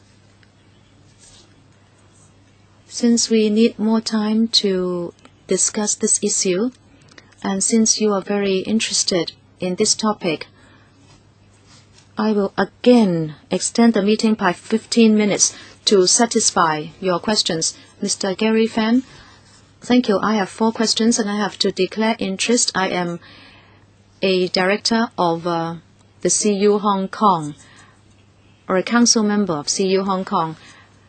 And on Ma Liu Shui, it is said that with public support, with better consultation, and if the administration...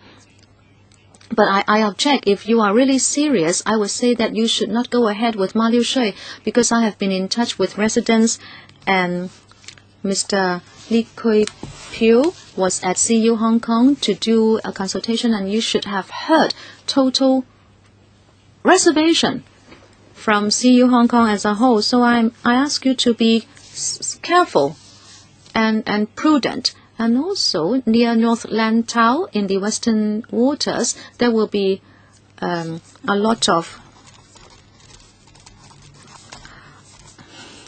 reclamation. You have Long Ku Tan, 650 hectares, Silho Wan, 200 to 300 hectares, and Sunny Bay, 100 to 150 hectares, altogether 1,700 hectares. And you give people the impression that you just do not have any respect for the ecology there. You say that it is an area for Chinese dolphins. Dr. Ho, an ecological expert, has said that the number of Chinese white dolphins in Hong Kong waters has dropped drastically from 150 in 2003 to 78 in 2011, and we can feel that the numbers are still dwindling. In fact, you can have different ways to create land, and I must point out that reclamation must be the very last resort.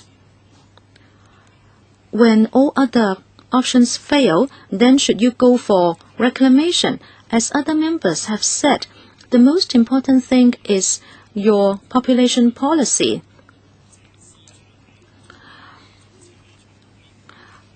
At the FS and also at the FC and HC, we have asked Carrie Lam the question, but then there was no answer whether the approval for the 150 one-way permits would be given to Hong Kong, etc. What about incoming population, etc.? There were no responses. Even if we continue to create land, you cannot do it in a planned manner. We are not asking you new questions. It is just that you did not answer those questions in the first stage, and so we still have to ask those questions.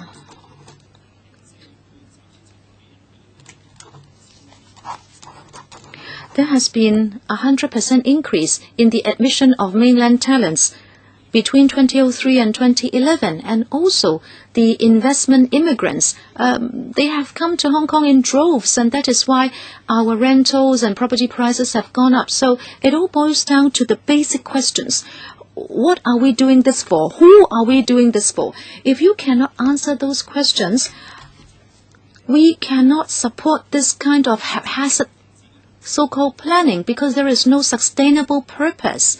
Mr. K.K. Kwok also mentioned we were talking about 800 brownfield sites and idle land, and also land for military use. We understand that 1,000 hectares are military sites, and also 1,200 hectares has been earmarked for small house development. It is a big number if you add everything up. And if you cannot come clean on those figures, I don't think we can support your large-scale reclamation proposals. Secretary, when I answered other members, I think I had already given the main points. Even if you have further extended the meeting, I don't think there is a lot of time, so I will not repeat those points.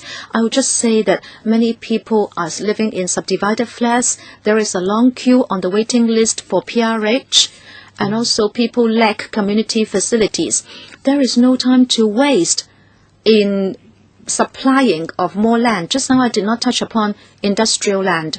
Even if we rezone the industrial uses, since a lot of land is in private hands, so even if we rezone it for housing, the development scale and development timetable will still not be in our hands. We need to adopt a multi-pronged approach so that we can have the leading say in land supply. Now, as for vacant land, I already answered that already, so I don't want to repeat myself. Now, I'd just like to supplement briefly on 2 points. Now, 2 members mentioned the last resort. Now, in the past decade or so, Hong Kong treated reclamation as the last resort. In fact, we ruled out land reclamation. So in our land supply regime, we stopped considering land reclamation. And so we reclaimed 420 hectares in Toi Shan. Now, that was the mode adopted in Toi Shan, so they have land reserve. Now, in 2007, we also stopped reclamation, so we would have more land if we had otherwise. Now, in Yuen Long South, we have to do study to know what's the area, and then we can determine the use. So we are now trying to determine how to reclaim and the scope of reclamation. Now, as a responsible government, having a long-term plan to build a sufficient land reserve for development to meet the needs of society is appropriate. Now, we do not support reclamation in Victoria Harbour. As for reclamation outside the harbour, I think that is an option that can be considered. Of course, I am concerned about the choice of site. Now, we shouldn't just consider on the basis of engineering feasibility. Now, we are concerned also about environment. Now, that is an important factor. Now, as for other factors, including use, design,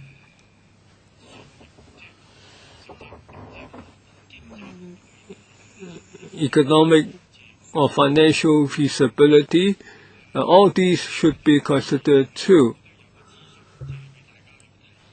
Now, I think the public engagement exercise gives people the opportunity to offer their views and to consider the options. Now, as for the proposed reclamation sites, now we are not yet at the planning stage, but I think many members of the public and residents are concerned what will be the uses. I hope the administration can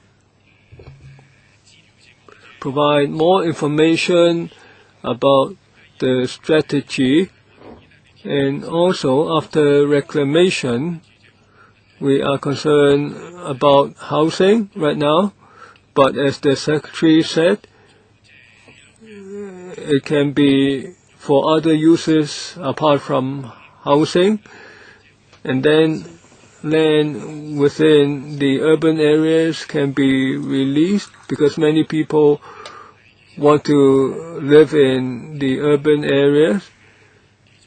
So I think that's also a factor to be considered.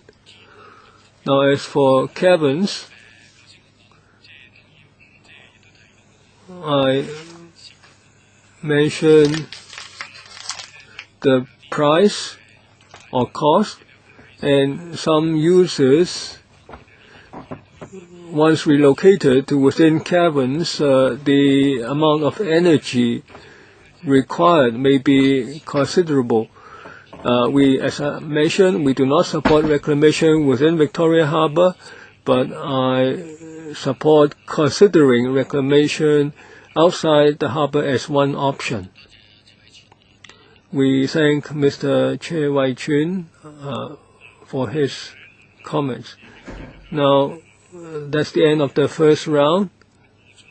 Now, 3 supplementary questions, 3 minutes each.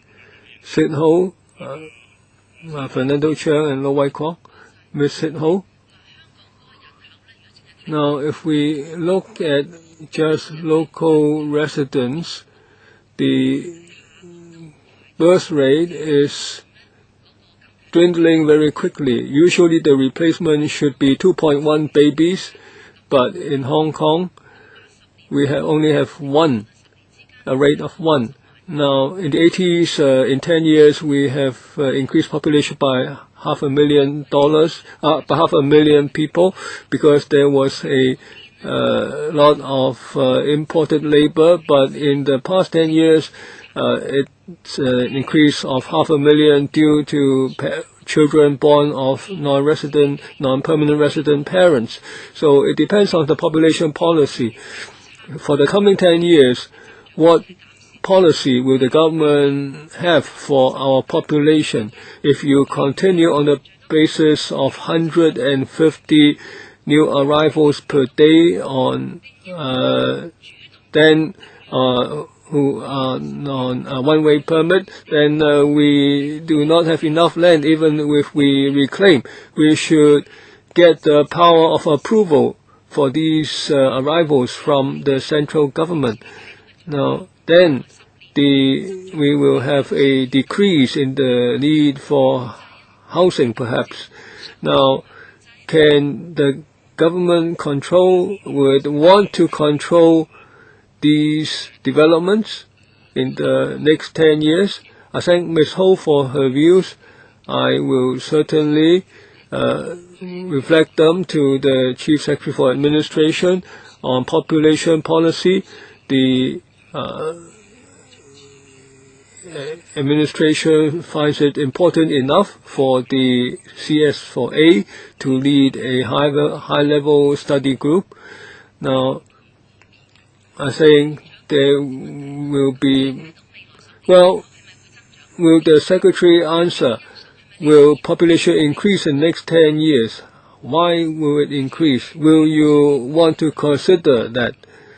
Well, Chairman, the population will certainly increase in the next 10 years. Where will the increase come from? But also, the population will age very quickly in the next 10 years. So that will also bring pressure. So the rate of support is what our society has to consider. Our economy has to restructure. We need to absorb new talent. Now, Ms. Ho's points will be reflected by me to the CS4A for the purpose of his population policy study. He will give an account to the community. Dr. Fernando Cheung. This is very large-scale reclamation. The information and consultation are inadequate. Now, stage 2 is about 3 months. It will end on 21st of June. Many members of the public may not be informed. You initially proposed 25 sites. You now chose 5 plus the artificial islands. Now, for the residents near these 5 sites, they may not have the information, even for people who are concerned about the issue. When we go to Ma On Shan and vicinity, many people are not aware that the Ma Liu Shui site has been identified. Now, in your document, you says that regarding the report for stage 1 public engagement, you did not explain the criteria whereby you chose the 6 sites.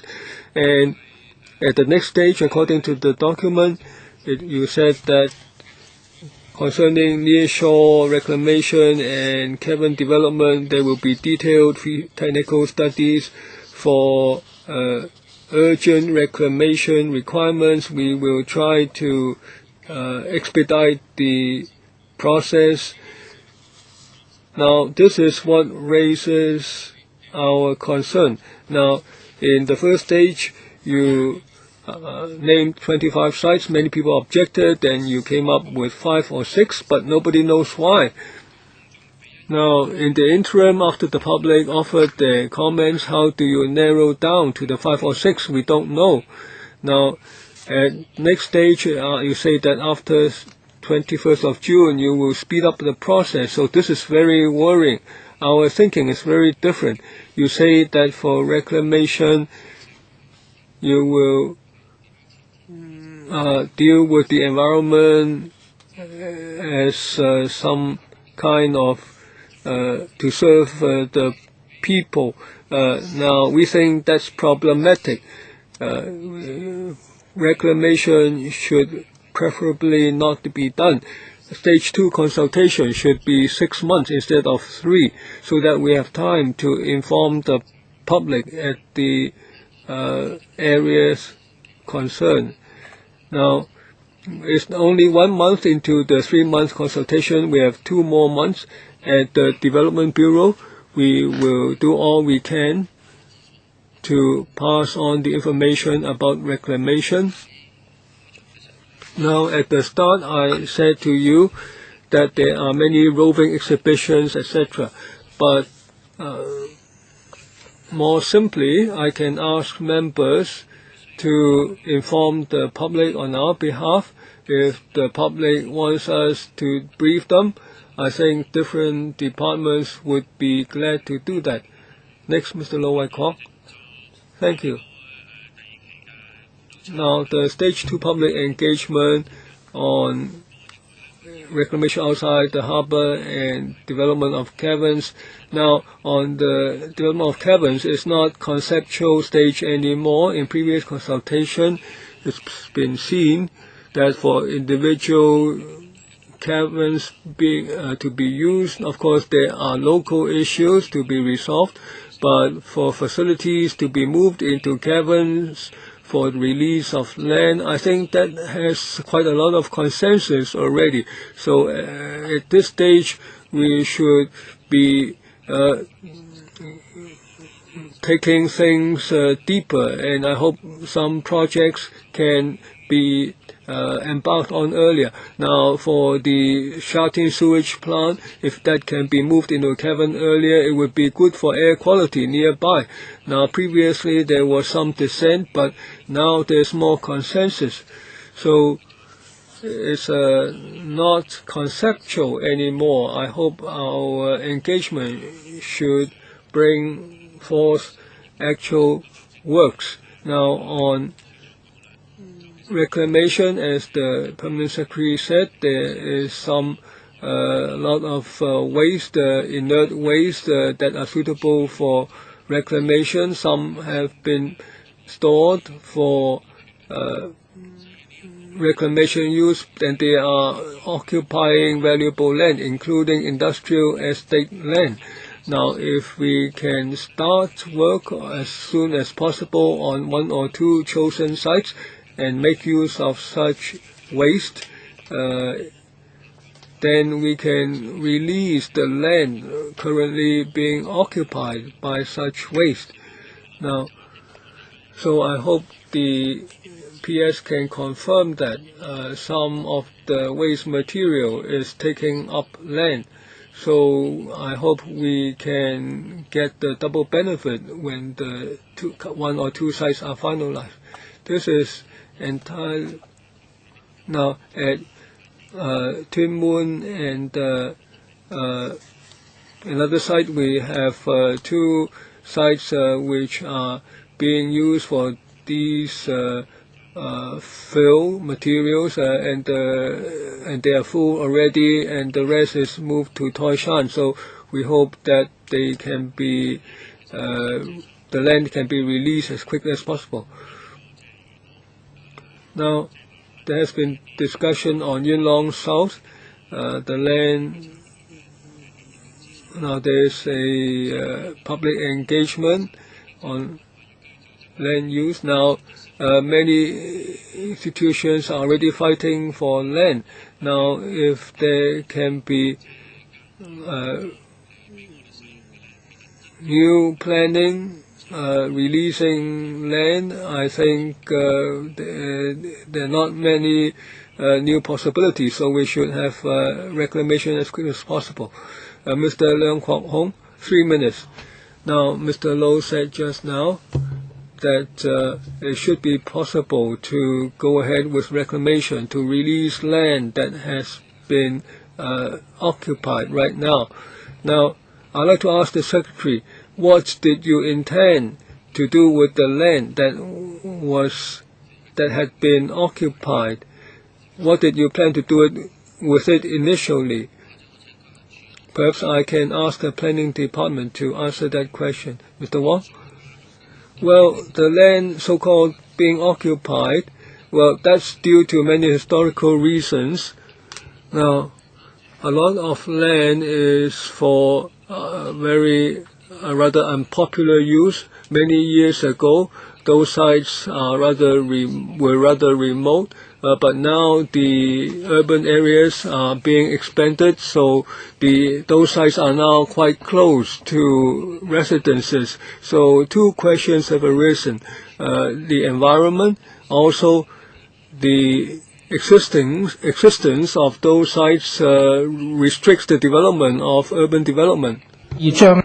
With reclamation, we can move these uses to more remote areas which are situated away from urban development, so we can free up the land for the urban area to expand.